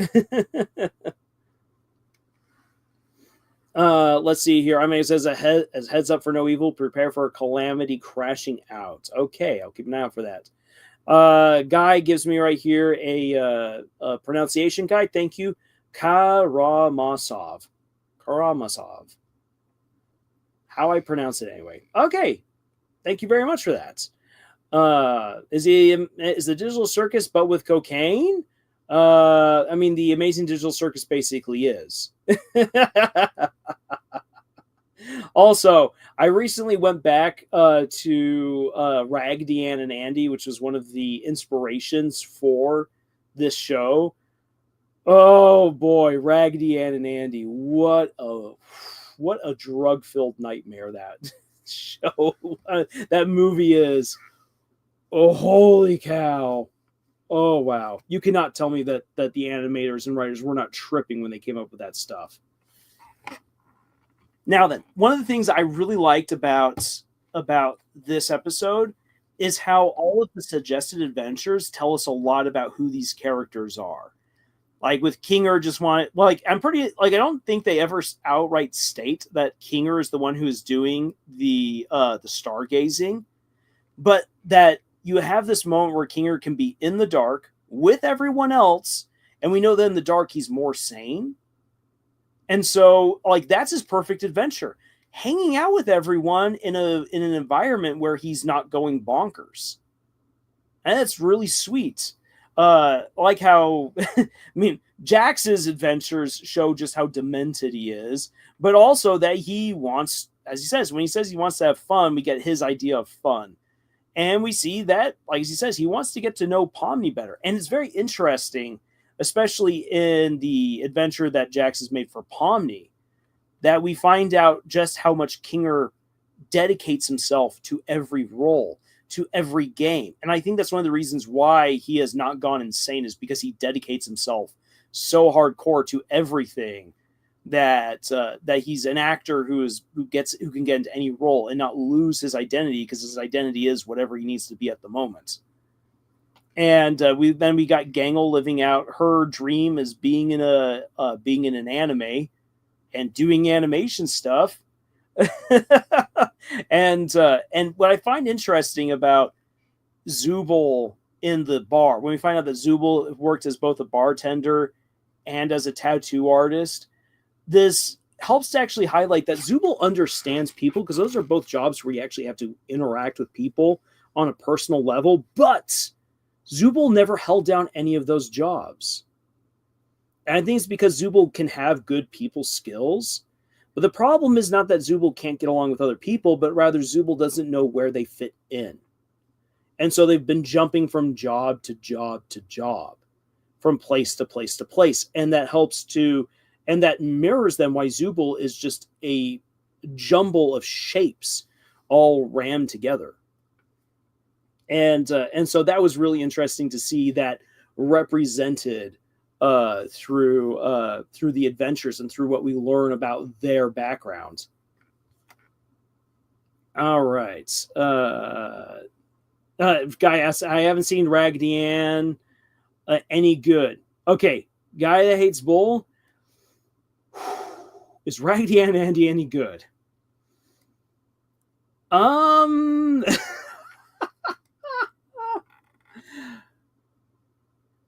As someone who grew up with that movie, even though it's demented, it has a special place in my heart. Actually, just yesterday, I was singing to my niece Candy Hearts and Paper Flowers, and got a little bit choked up because I remembered how nice that song is. However, that movie is so demented. It is so off the rails.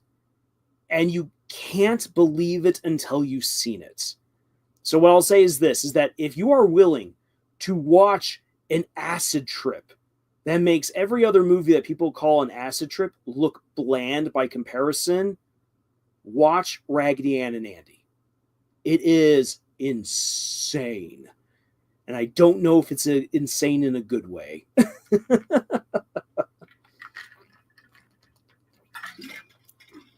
Let's see here. Tyler Gibbons says, there's a reference for Kane about a talking dog who Mean to You is based on that book about the same author. Also, Jax wants Zubul turning into a slug, just like the book. Okay, yeah. So the references to I'm a scream and I have no mouth.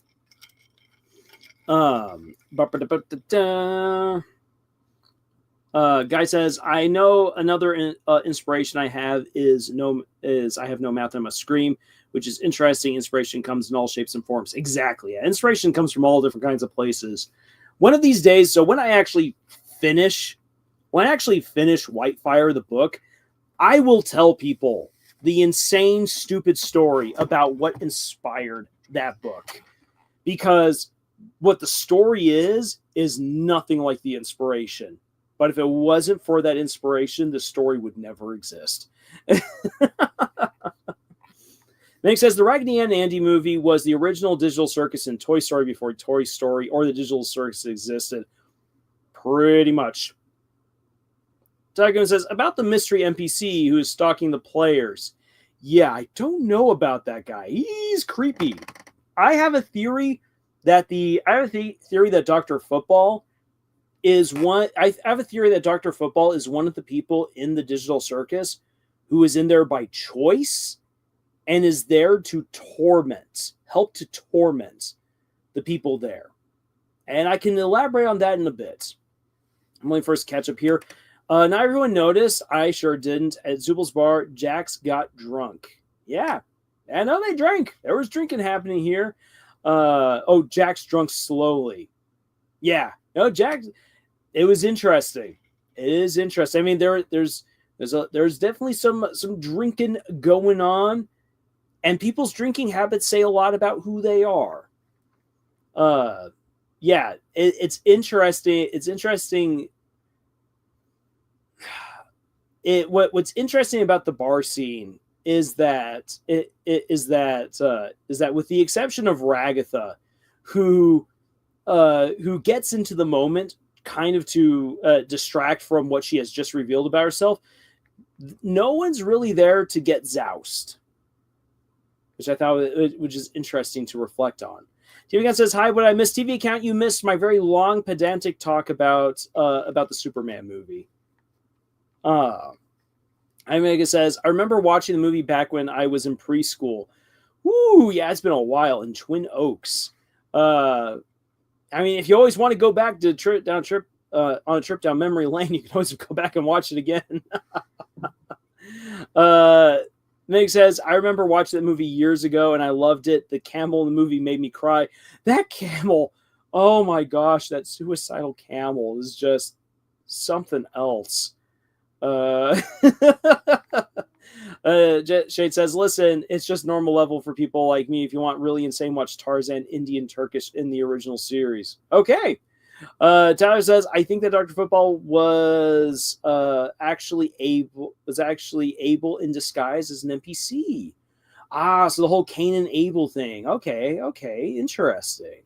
I'd like to hear more about that. Bobby says, some people thought the stalking NPC was Disappearing Guy. No, it's not Disappearing Guy. It's Dr. Football. It says so in the credits. Can anyone talk about Jack being surprised she was working as an accountant? I think everyone was surprised that Pomni was an accountant. What I found more surprising was that Pomni, who hates horror stories, goes into abandoned places and makes videos. That was interesting, and I immediately thought of Olin Rogers and his Haunt Hounds series, where where only one guy is actually really a believer in the supernatural, the others are just there to have fun, but they get creeped out a couple of times. That's immediately what I thought about when Pomni revealed that about herself. Guy says, I personally am inspired by both Cormac McCarthy's Blood Meridian and Kate DiCamillo's The Miraculous Journey of Edward Tulane, which are night and day. I actually don't know either story, so I will take those as recommendations. Thank you, Guy. TV Account, I don't think he's an NPC. I think there could have been someone who found the game, but instead of putting on the headset, they're trying to hack into the game. Okay, So that's an interesting theory, and that's viable. I'm going to quickly share with you guys what I think is happening. So I think that CNA has been selecting people purposefully to put into the circus. What I, though, think has happened is that at an abandoned CNA facility, that Pomni went in, made her little video, and found in the building the one of the old headsets and decided to put it on, try it out. Like, why is there a headset in this abandoned place? And then got pulled into the digital circus. In the pilot, we see her when she's pursuing the exit door, going through this weird liminal space of just constant back rooms and storage areas that seem to be abandoned. What if unbeknownst to us, and since it's all just crazy stuff, and Kane is like, well, I haven't finished it yet, and Kane has so far never gone back to that place, what if Kane was wrong? Or what if Kane was lying at that point? And what Pomni was actually going through is Pomni was actually going through part of her memories, which have been sealed, about how she got there. And that she was in an abandoned place, found the VR headset, put it on. And here's the thing, is that Pomni was never meant to get into this space. But I think that all the others was purposeful. I think all the others are in the circus either by choice or by someone else getting them in there. And that Pomni is the only one who is not there either by choice or by being coerced, but rather by accident. Which is why it seems as though everyone else, to some degree or another, has something within the circus that's almost like geared towards haunting and destroying them. Remember that the evil spirits in episode 3 knew about Kinger's wife and taunted him about that. In episode 4, when Ragatha's tripping on the crazy stupid sauce, she sees Gangle being possessed, which is really demented. We don't have any explanation for this stuff. And then we got Dr. Football spying on them the whole time. What if very subliminally, very subtly, things are happening to the other characters within the circus, stuff that the controllers at CNA know about, are being used to torment these people and just see what will happen. Now, why, to what reason, to what extent, we don't know. There's a whole lot we don't know. We can only really theorize. And it's a theory that I will admit only has loose threads really holding it together.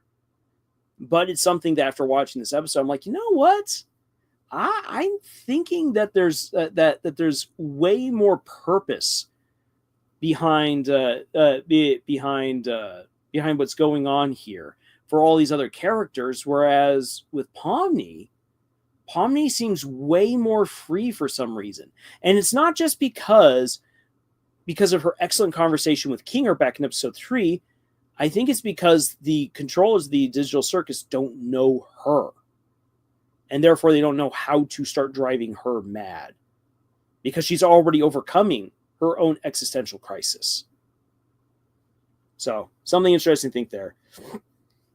Fabio says, Stevie, my mind leaned too much into Kane the Able theory and Machines Haunted to have thought that. All right.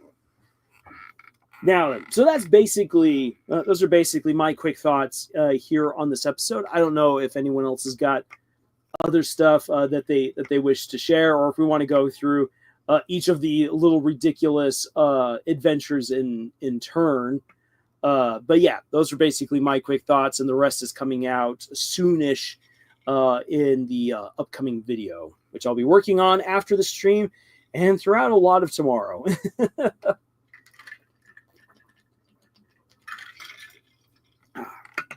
Take a drink of water right there. Bobby says, the way I immediately accepted Disappearing Guy being red, even though he was introduced in monochrome. Mimic says, it was nice and refreshing to see more depth in Jackson's episode. I also really see myself so much in Ragatha, especially in this episode. My poor Ragatha. Oh, I'm sorry that you've had to go through that as well yourself, Mimic. I have to say, I really liked how this episode treated both Ragatha and Jax. It does not absolve Jax whatsoever. Jax is still an absolute jerk. But we understand him better. And by understanding him better, there's a chance for him to grow and to overcome, which is important. For Ragatha, Ragatha is beginning to confront the things that she needs to.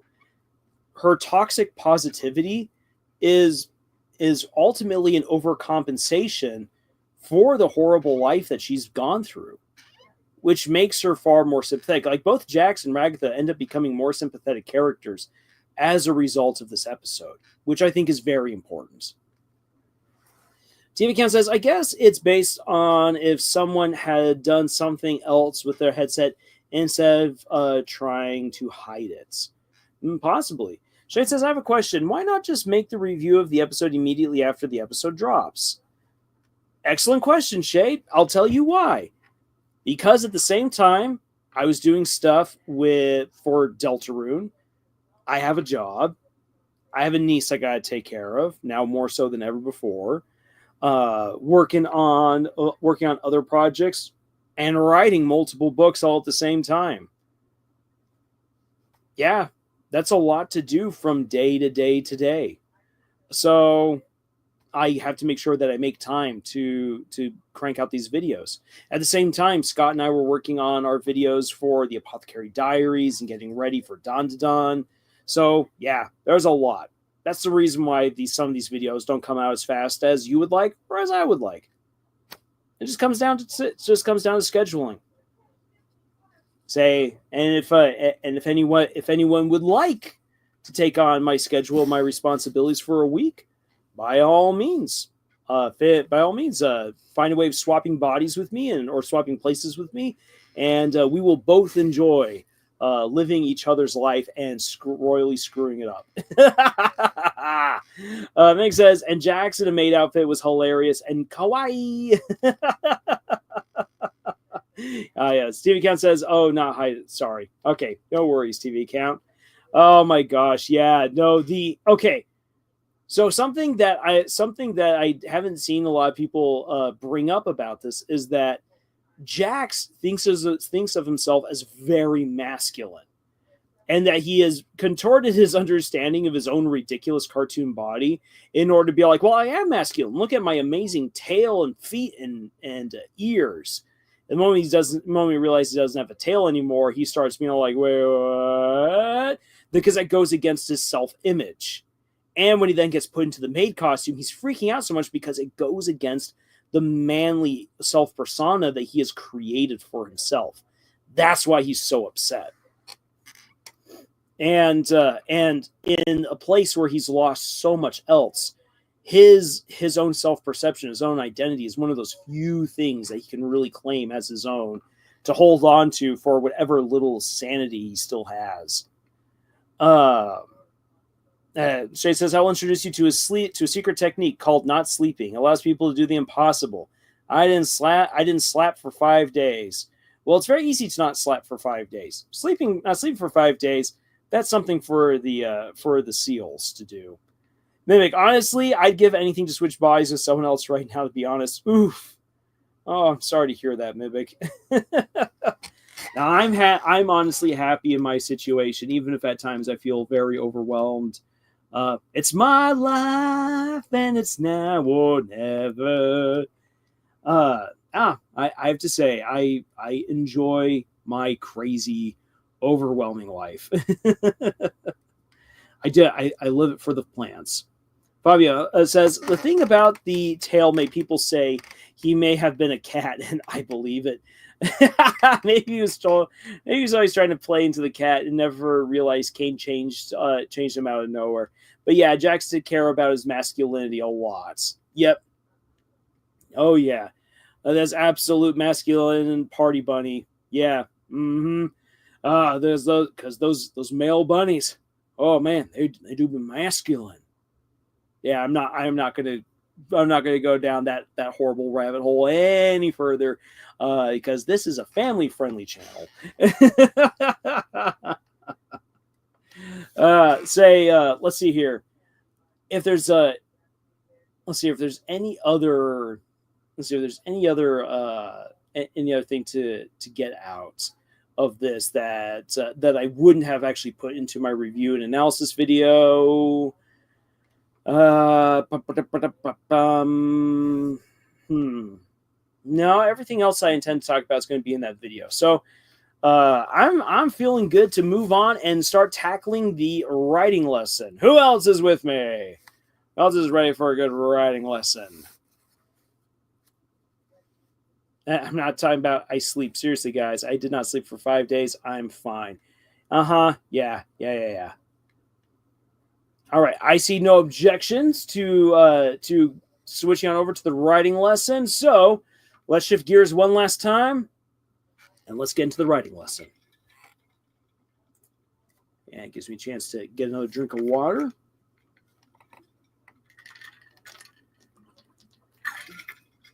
TV account's got a hand up. I'm going to take that either as a vote or if you got a question, please put your question there into the chat. Master Knight CH says, I am here for the weather. Excellent. All right. Writing weather. The weather always sticks together. Who brought this lamp here? Yes. Great Deltarune reference. All right. So, writing the weather. But why?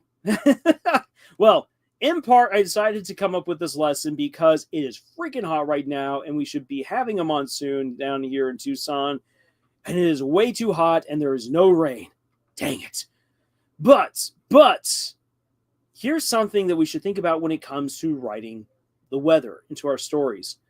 Weather is a powerful environmental tool that can do a lot of heavy lifting, and it can add a lot of color and depth to our stories. And its absence, if we don't put it into especially way more detailed, in-depth stories, it makes them feel stale and unalive. And if we aren't careful and we do decide to utilize weather as an element within our stories, but we're not consistent with how we use it, it can break the audience's suspension of disbelief. So let's start tackling some of this. Let's understand why the weather is such a powerful instrument within writing when it just seems like something's like, okay, yeah, it was sunny. It was raining. The night was sultry. If any of you know that reference, I'll be very impressed. The night was sultry. Okay, so what can weather do for our stories?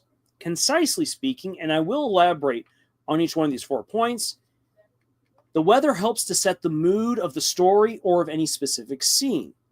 It can carry important world-building details, it can document the passage of time, and it can act as an obstacle to overcome. Those reasons already can make weather a very important part or detail within your story.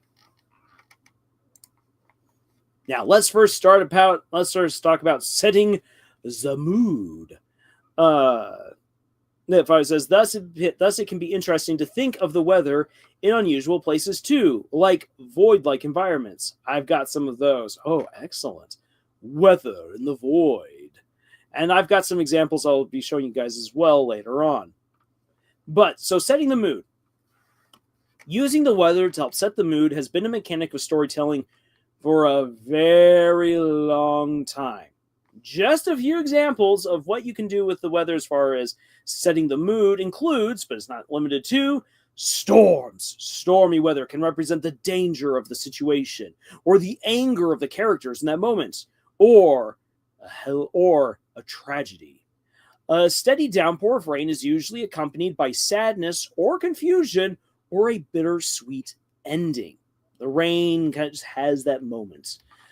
Sunshine accompanies happiness and fantastic new adventures, happy endings, etc. Yes, Mivik got it right.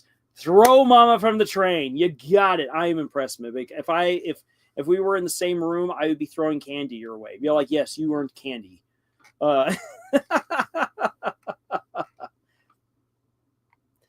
says, Susie's outburst towards Ralsei would not have been the same without dramatic thunder. Yes. Very good. Lightning and thunder right there to make things dramatic. Shay says, like My Hero Academia, everyone complained about the sky and the weather. Sometimes. Let's see here. Master Knight. DH says there is snow is love. Snow can represent love, or can also represent that people are about to grow apart from each other. TV Hand says, what about sunsets? Do they count? Oh yeah. Sunsets are usually there for romance. Like when the couple is watching the sunset and they decide to share a kiss. Sunrise can do the same thing. Sunset can also be the ending of a story. The sunset can be the literal sunset of a person's journey or the end of their life. The end to the movie Fievel Goes West with its sunset, even as a kid, like who didn't know how to put these things into grander, more specific terms, understood when the sun is setting on Wiley Burp and Fievel, that the sunset meant this is the end of the story. This is the end of the movie. And it's the end of Wiley Burp as a legend. He's had his moment. He's done. And with the sun setting on his day, the new day will rise with Fievel as the hero. And so sunsets can also just bring a lot. The weather, the timing of the day just is so powerful. Yes, I love candy. Thank you, Lars. Yeah. Again, Mimic, if we were in the same area, I'd be all like, here's your candy. Absolutely would. Shay says, like an adventure time when a dagger will fall from the sky because it was raining daggers. Oh, love Adventure Time. Good stuff right there. Yeah. Why do they all have to stay inside? Because of daggers falling. Cold weather can encourage closeness or can be used to highlight the differences between characters. Excuse me. So, yeah. You guys have already been bringing up some stuff right here about what other kinds of like weather can elicit other sorts of feelings or thoughts. And he says, I also love the movie Enchanted. That's a beautiful and wholesome movie. I love the blend between animated and live action in that movie. And that's how you do a good animation live action movie. I agree. I think that Who Framed Roger Rabbit is a perfect example of how you can blend the two together seamlessly. But yeah, Enchanted is just such a good, wholesome, fun movie. So good to watch. Great family movie. And when it's all sunny, it's time for musicals and singing. Yay! One of the things I really do like, and coming back around actually to the Deltarune references, I really like how in chapter 4, after the long adventure, there's been all this raining, there's been all the storms, and while the rain does return by the end of the chapter, when Susie and Chris leave the church, the rain has stopped. And I don't know about you guys, but when the rain has stopped, and like after like a good storm and everything, there's always a weird feeling. A feeling of like, so what now? Can you go back outside, or is it too muddy? Is there still lightning and you should stay inside? Is it too humid and too muggy and you just want to stay inside? Or do you go outside? There's like the end of a storm is always this kind of moment of trepidation of what are you going to do next? What comes next? And I thought it was very interesting that Toby captured that because the storm has passed, at least for that moment, and Chris and Susie don't really know where to go next. What do you do? The night is still after Toriel. Susie's just gone through the drama and trauma of learning about Gerson and that he's dead. That there's been no real immediate answer to what they need to do to save hometown.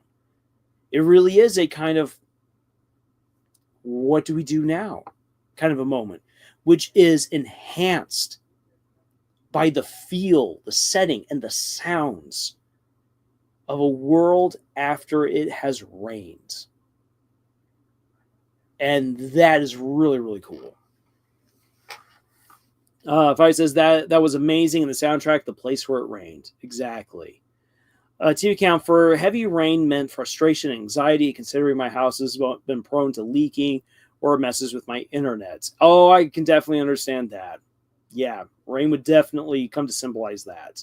Which, for other people who've never lived through something like that, you can then use the descriptions in your story about like how the roof becomes leaky, how the electronics stop working, and how people just get frustrated and annoyed and snap at each other. You can describe that so the next time that it rains within the story, that is what the audience expects. If I says, I really did feel like it, like when it stopped raining IRL when I played it. Oh, cool. Shade says, I mean Susie. Master Knight, I like the rain in Crack Squad and Battalion Wars 2. If you're a newbie, you're scrambling for survival. If you're a vet, the tasks that you can take on are simply complacency killers. Fabio, in this metaphorical interpretation you brought up, yep, TV account. It also doesn't help that when I start complaining about the rain, my mom reprimands me and says I'm being ungrateful. Well, I mean, I'm always grateful for the rain because I live in the desert. I need more rain. Shade, I mean, for me, it was depressing, but also technically we do not know what the prophecy is saying about Susie. Blade, some people think that she's half human. Yeah, I don't buy into the whole half human thing. I'll have reasons for that later. But yeah. The way that Toby used the environment, used the weather to help frame everything else that was going on, from the anxiety, and then later on to the depression, that feeling of being lost, just excellent use of weather.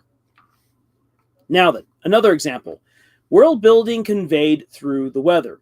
The weather is something most of us understand. We can read the signs in the clouds, the drops and rises in temperature, and the change of the seasons and so forth. Wherever you live in the world, you know the weather of your hometown. But when the weather is dramatically different, I should say, this can tell us a lot about fictional worlds. So, for example, in the Stormlight Archive, which is the image that you see right here, a massive hurricane can rip across the world every other week. Imagine how the world changes when a Category 7 hurricane rips across the entire planet every other week. Holy cow. Then in Fablehaven, storms conjured by magical instruments. And you can have very powerful storms come out of nowhere the moment someone takes a rain stick and just shakes it really hard. In the Chronicles of Narnia, The Lion, Witch, and the Wardrobe, it's always winter, but never Christmas. Now then, I like winter time, but let's be honest. One of the things that makes winter fun is that there are a lot of celebrations usually associated with winter. But if you take away the celebrations, you're just left with unending cold. And not everyone's into that. And he says, I love the rain. It's so soothing to hear and to watch. Amen. Shade says, I mean, rain symbolizes hope, good fortune, especially where I live. It's a blessing from God, and different cultures have different interpretations of the weather. And Shade, that is very, very important to bring up, because also how people interact with the weather tells you a lot about the people within that story. So, for instance, when I lived over in Europe and it was raining all the time in Germany and Austria, I was ecstatic. Because I'm a desert rat, I don't get to see rain all that often, and I loved the rain. And everyone else thought I was the biggest weirdo, in part because I am, but they just didn't appreciate the rain the same way that I do, as someone who lives in the desert. Different cultures will view the rain differently. And to bring back your example from earlier, Shade, with the Wheel of Time, the Aiel live in a flippin' desert. And so they love and cherish water. And the rain to them is miraculous. And so they love the rain, but they also view people who live in wet places where it rains all the time as weak, because they've never had to live without the rain, at least in their view. And so that tells you a lot about culture as well. Again, world building conveyed through the weather. How people regard the weather tells us a lot about who they are and the environment that they live in.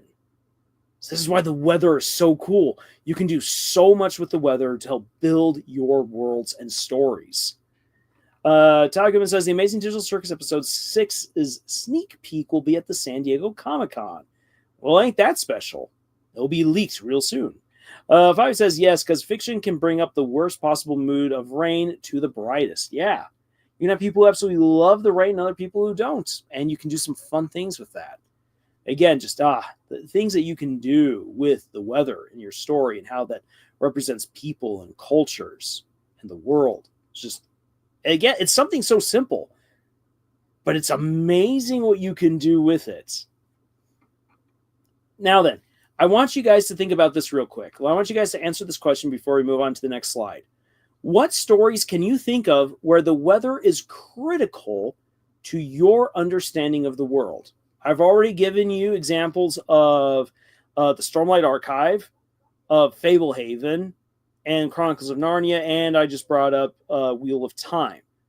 Are there any other stories that you can think of where the weather within those stories tells you a lot about the story or about the characters or about the world especially? I'm going to give you guys a moment to think that over and to start putting your answers there into the chat, and that will also give me a chance to get another drink of water.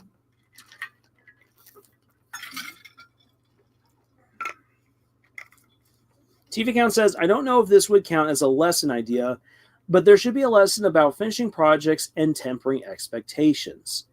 TV Account, that doesn't sound like a bad idea. I can definitely work on making a lesson about that. I don't know if that'll be next week or the week after. I am really hoping I'll be able to show you guys next week, but there's no promises for this, unfortunately. But I'm really hoping that next week I can show you guys how to publish with Amazon. I'll give you guys a step-by-step walkthrough for that. Let's see here. Any other stories that I can think of where the weather tells you a lot about a world, or where it's critical to your understanding of the world that you are thrust into?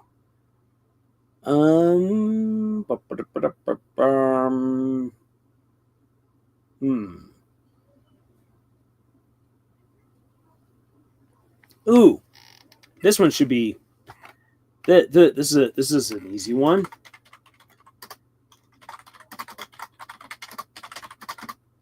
Whoop. Oh,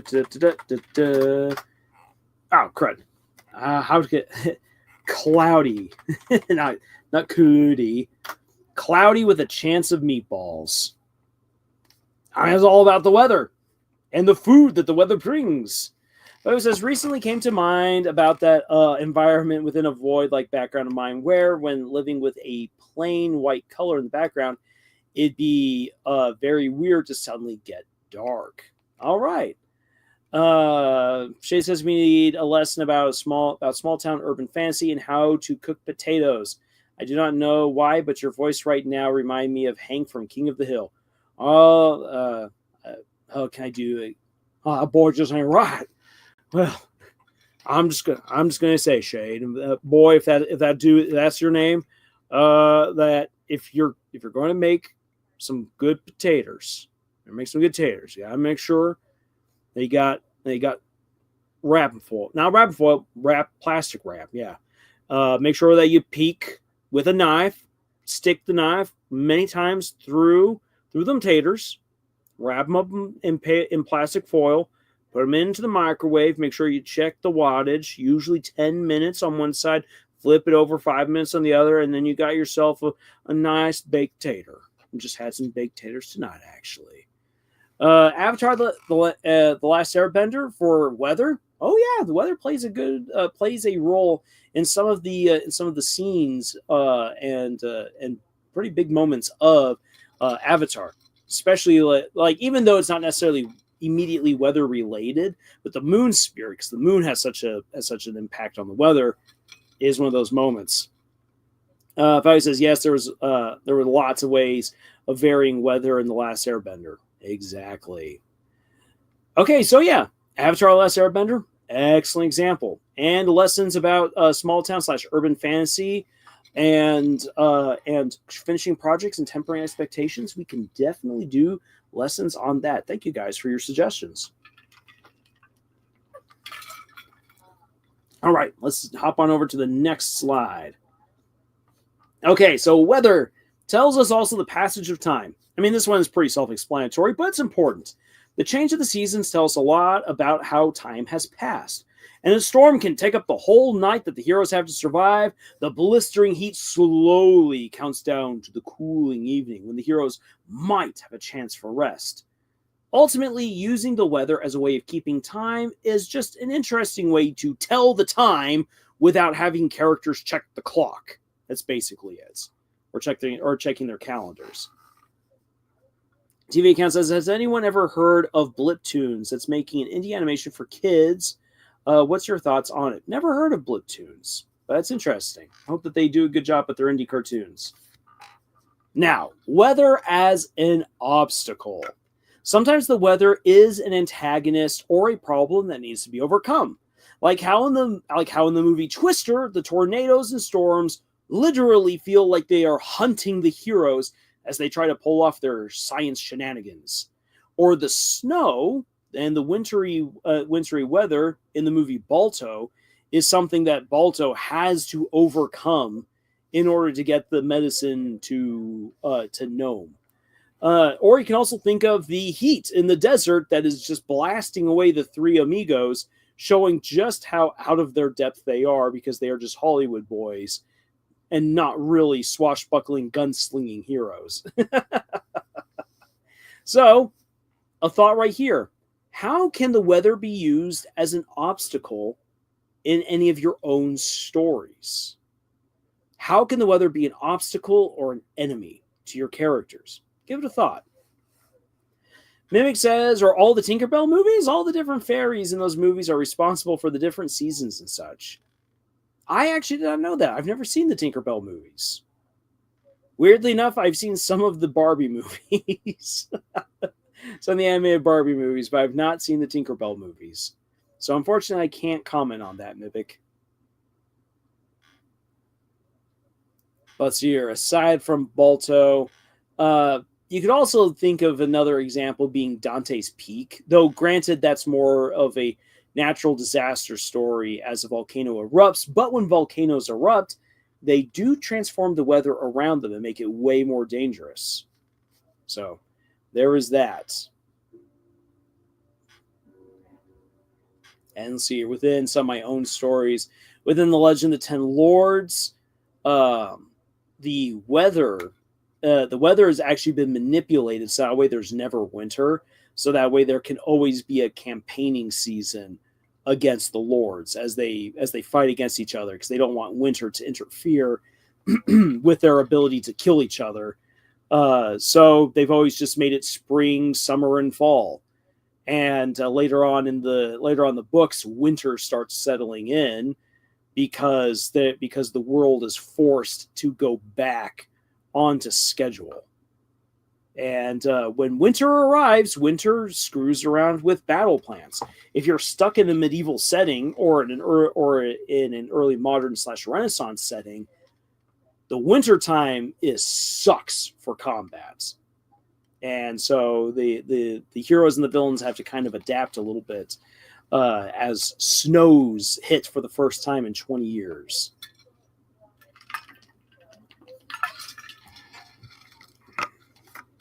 All right.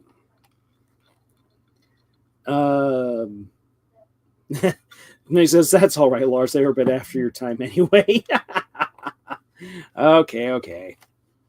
Well, let's see. I don't see anyone saying how weather could be used as an obstacle within their own stories, but food for thought. Food for thought. It's not something that you have to do, but something that you might want to consider trying. Okay.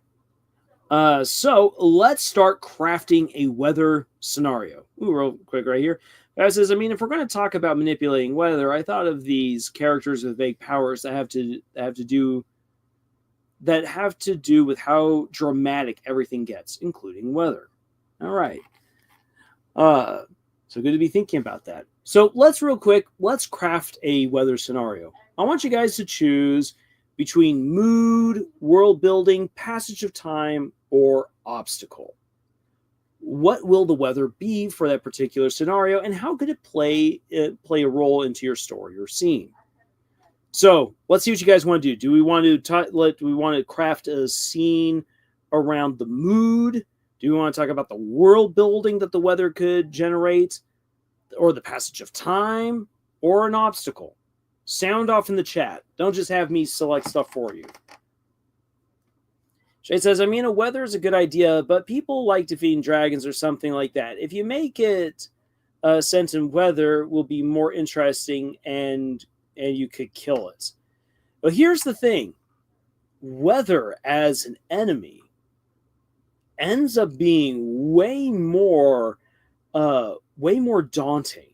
So, for instance, in the Fellowship of the Ring, when the Fellowship tries to go over the pass of Mount Caradhras and the Red Horn, they get stopped by snow.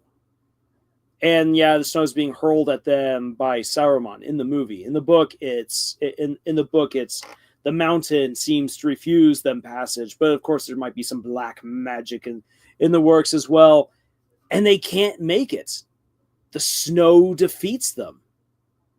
As a result, the Fellowship is trapped and are being funneled towards one bad decision or the other.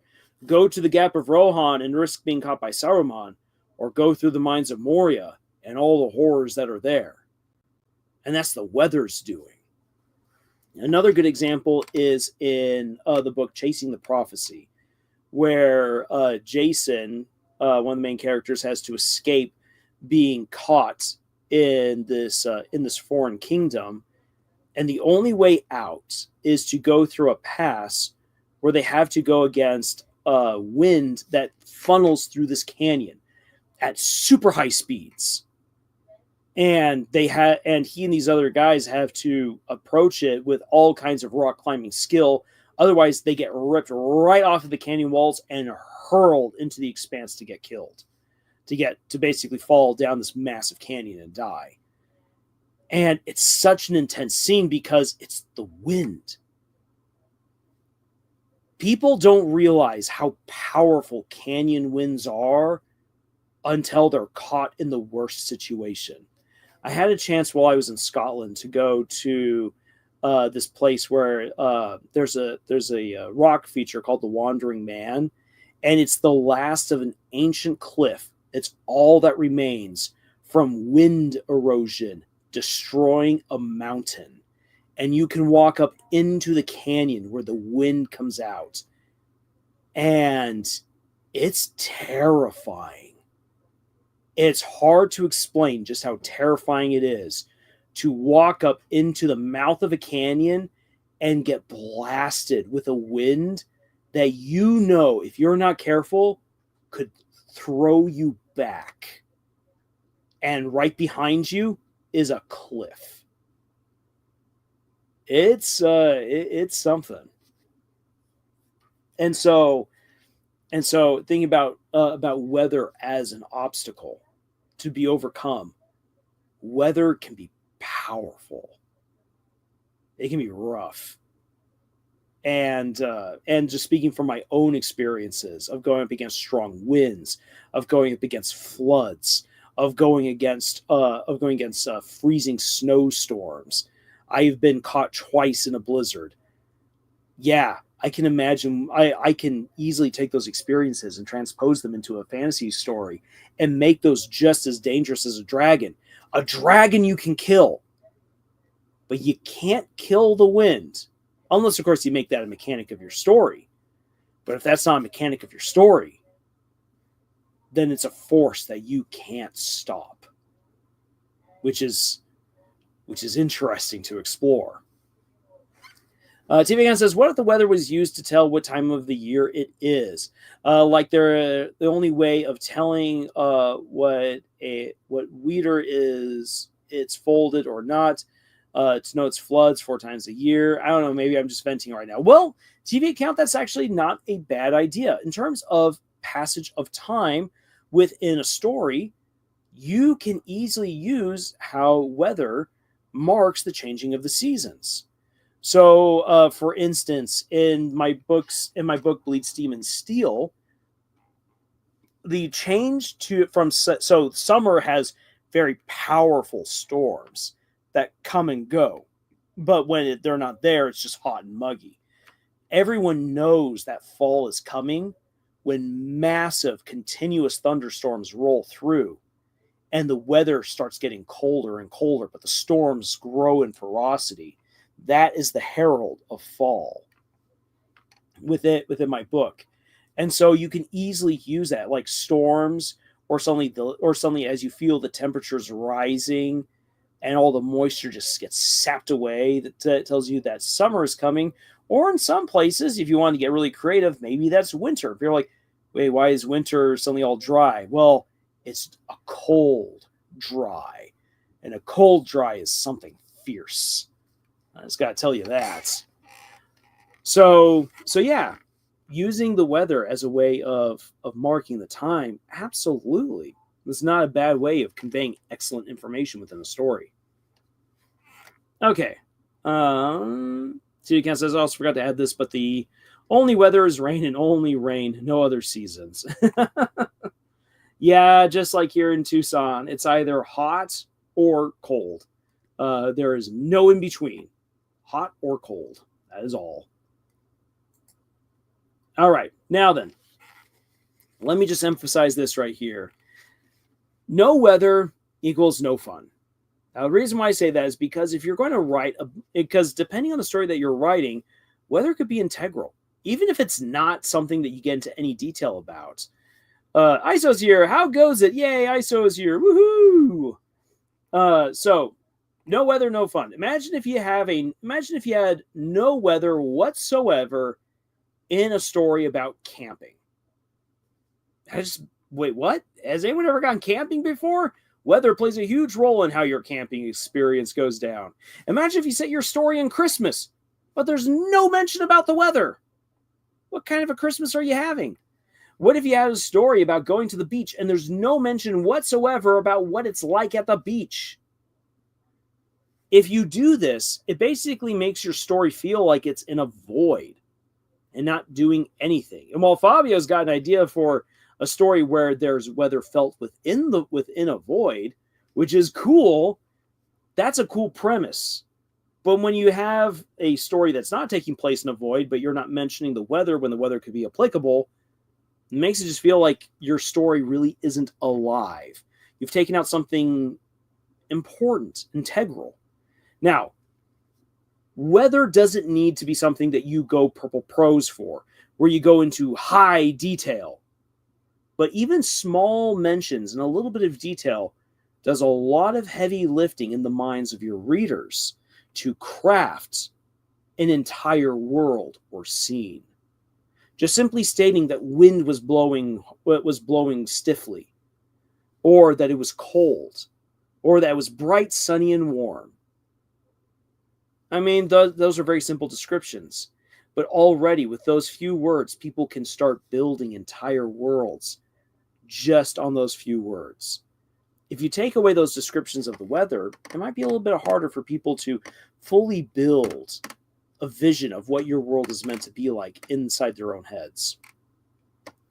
Mimic says, and the weather in my town is bipolar as heck. Yes, I know places like that. Now then, beware this. Heed my warning, all novice authors. Weather can break the suspension of disbelief.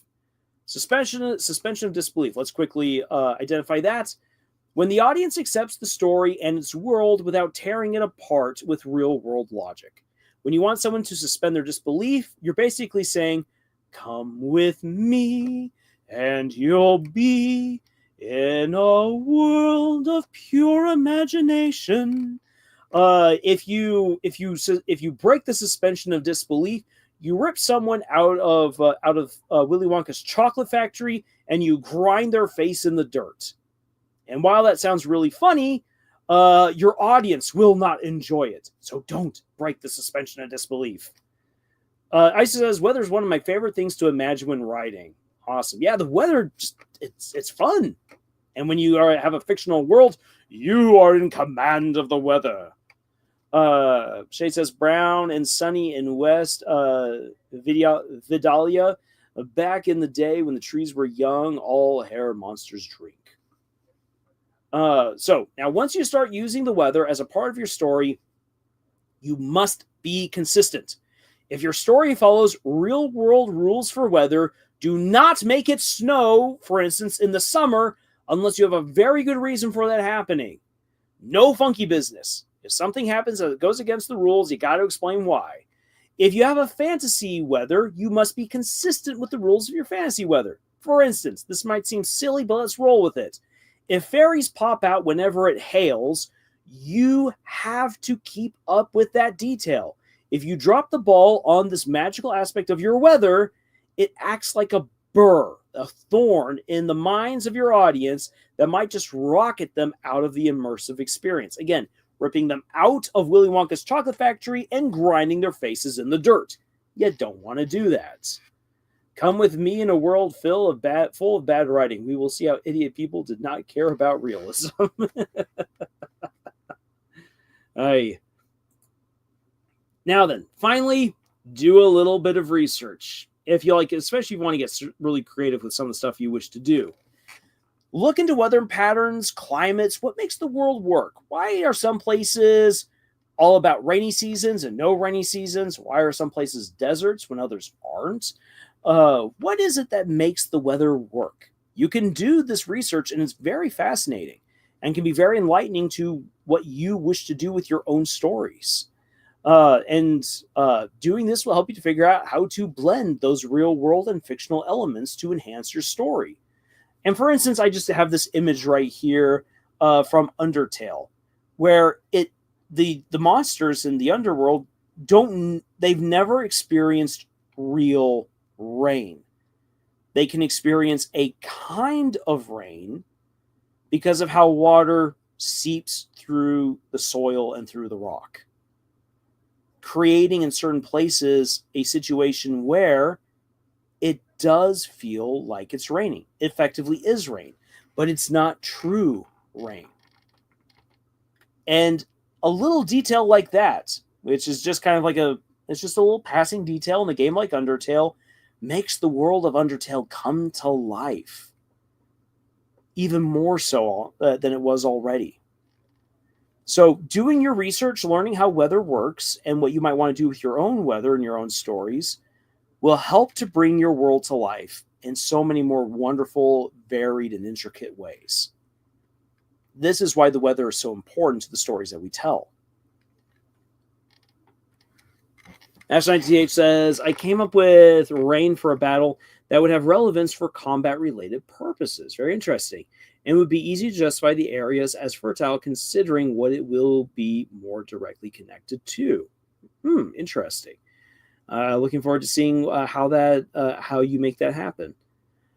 Jay says, one time I was in a mountain and was summer and snowed. And did you see what happens sometimes in desert? Get more water, more snow. The weather currently going crazy. Weather's going crazy all over the place. That indeed. And yeah, mountains always have crazy bouts of weather because they're higher up where things are more volatile. Things change far more frequently. And so sometimes in the mountains, weather changes dramatically. And in the middle of summer, it can snow in the mountains. And that's an excellent detail. And a lot of people don't believe that. A lot of people have never experienced that. So they just wouldn't know about it or even believe it until they live through it. And that's something that you could add into a story that would make it very interesting. One of just like real world experience that actually happened to my mom when she was a young girl in Germany. They went on a special hike through the Bavarian Alps. It was summertime, and there was a sudden change in weather, and it began to snow for just 2 hours. But there was snow. And so you had a whole bunch of young girls getting caught in the snow, and then the mountain patrol had to come and help them out. Real world experience, real world mechanics that make that happen, even though it sounds absolutely fantastic. So the last slide for this lesson is, what will you do in your stories with the weather? How can you use the weather in your stories? So Master Knight DH has already shared some ideas. as well as Fabio. Yeah, give it a moment and think about it. And I'll also share with you guys here, once I take another drink of water, one of my ideas for weather in a fantasy story.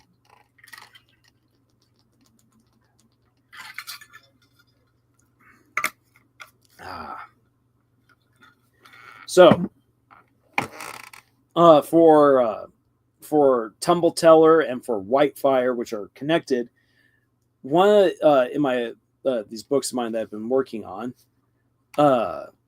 there are storms that can be magically manipulated by a guild called the Stormweavers. I know, very original name. The Stormweavers are storytellers who create these storms to put out all of these clouds that take shape and constantly transform to tell a moving story. In a world where television doesn't exist, people can look up at the sky and watch as stories play out in the clouds. It's not something like, oh, I think I see a fish in those clouds. Oh, I see a boot. Oh, I see a mouth, or something like that. No, you would very clearly see dragons doing heroic things in these clouds, epic battles, romantic tales, horror stories played out in the clouds and in the storms as these magically propelled storms sweep across the main continent, propelled by the Stormweavers.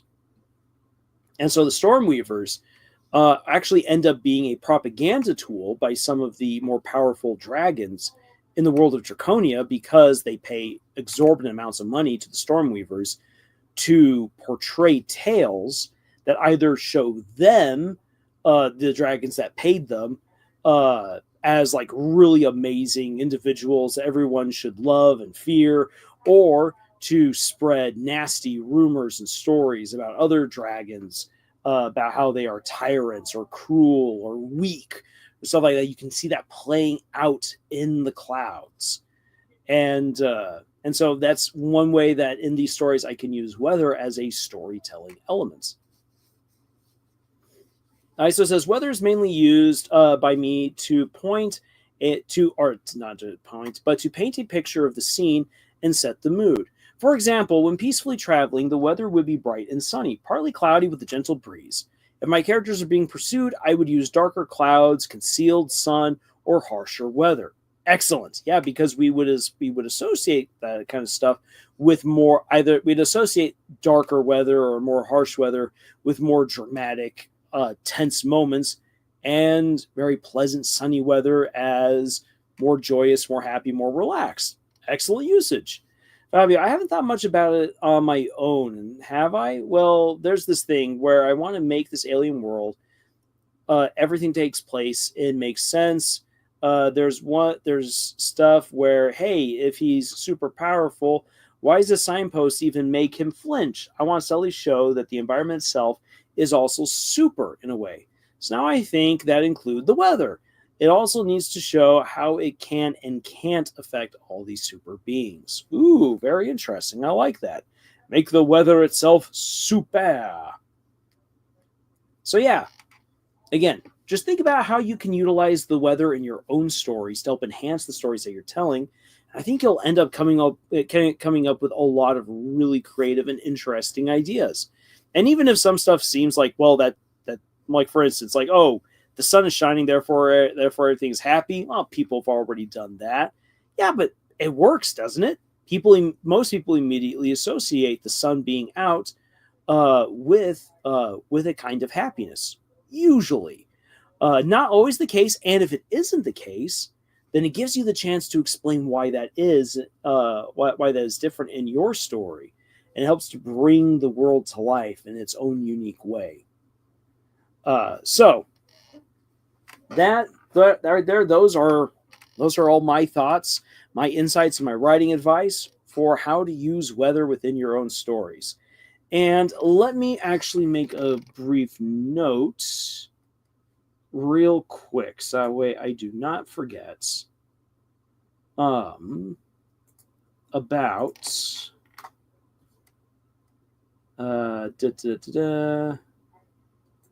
about what you guys have suggested. So, live stream ideas. So first, how to finish a project and temper expectations. And then writing small town and urban fantasy. All right. So those are lesson ideas that we can utilize in the future. Thank you, everyone, for your suggestions right there, because that really does help us out, especially to know what we can, especially know what we can focus on to help you guys learn what you think would be the most beneficial to learn. So you want to be able to help you guys out that way. Okay.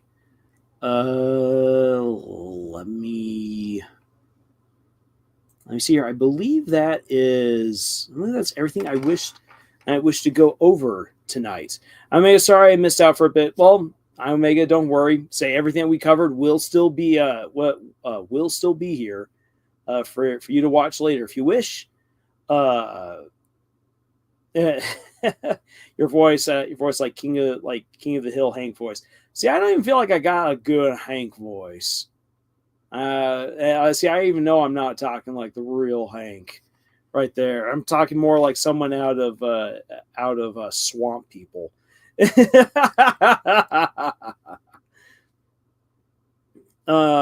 Isa says it's hard to have a normal and civil chat in heavy weather. Yeah.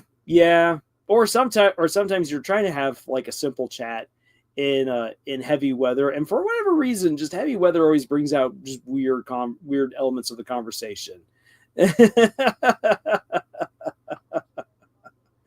Okay, so as I said, I believe that does everything for this. Oh, you watch Swamp People too? Yeah, I've seen a fair number of episodes of Swamp People back in the day. I actually met a guy who was not on the show.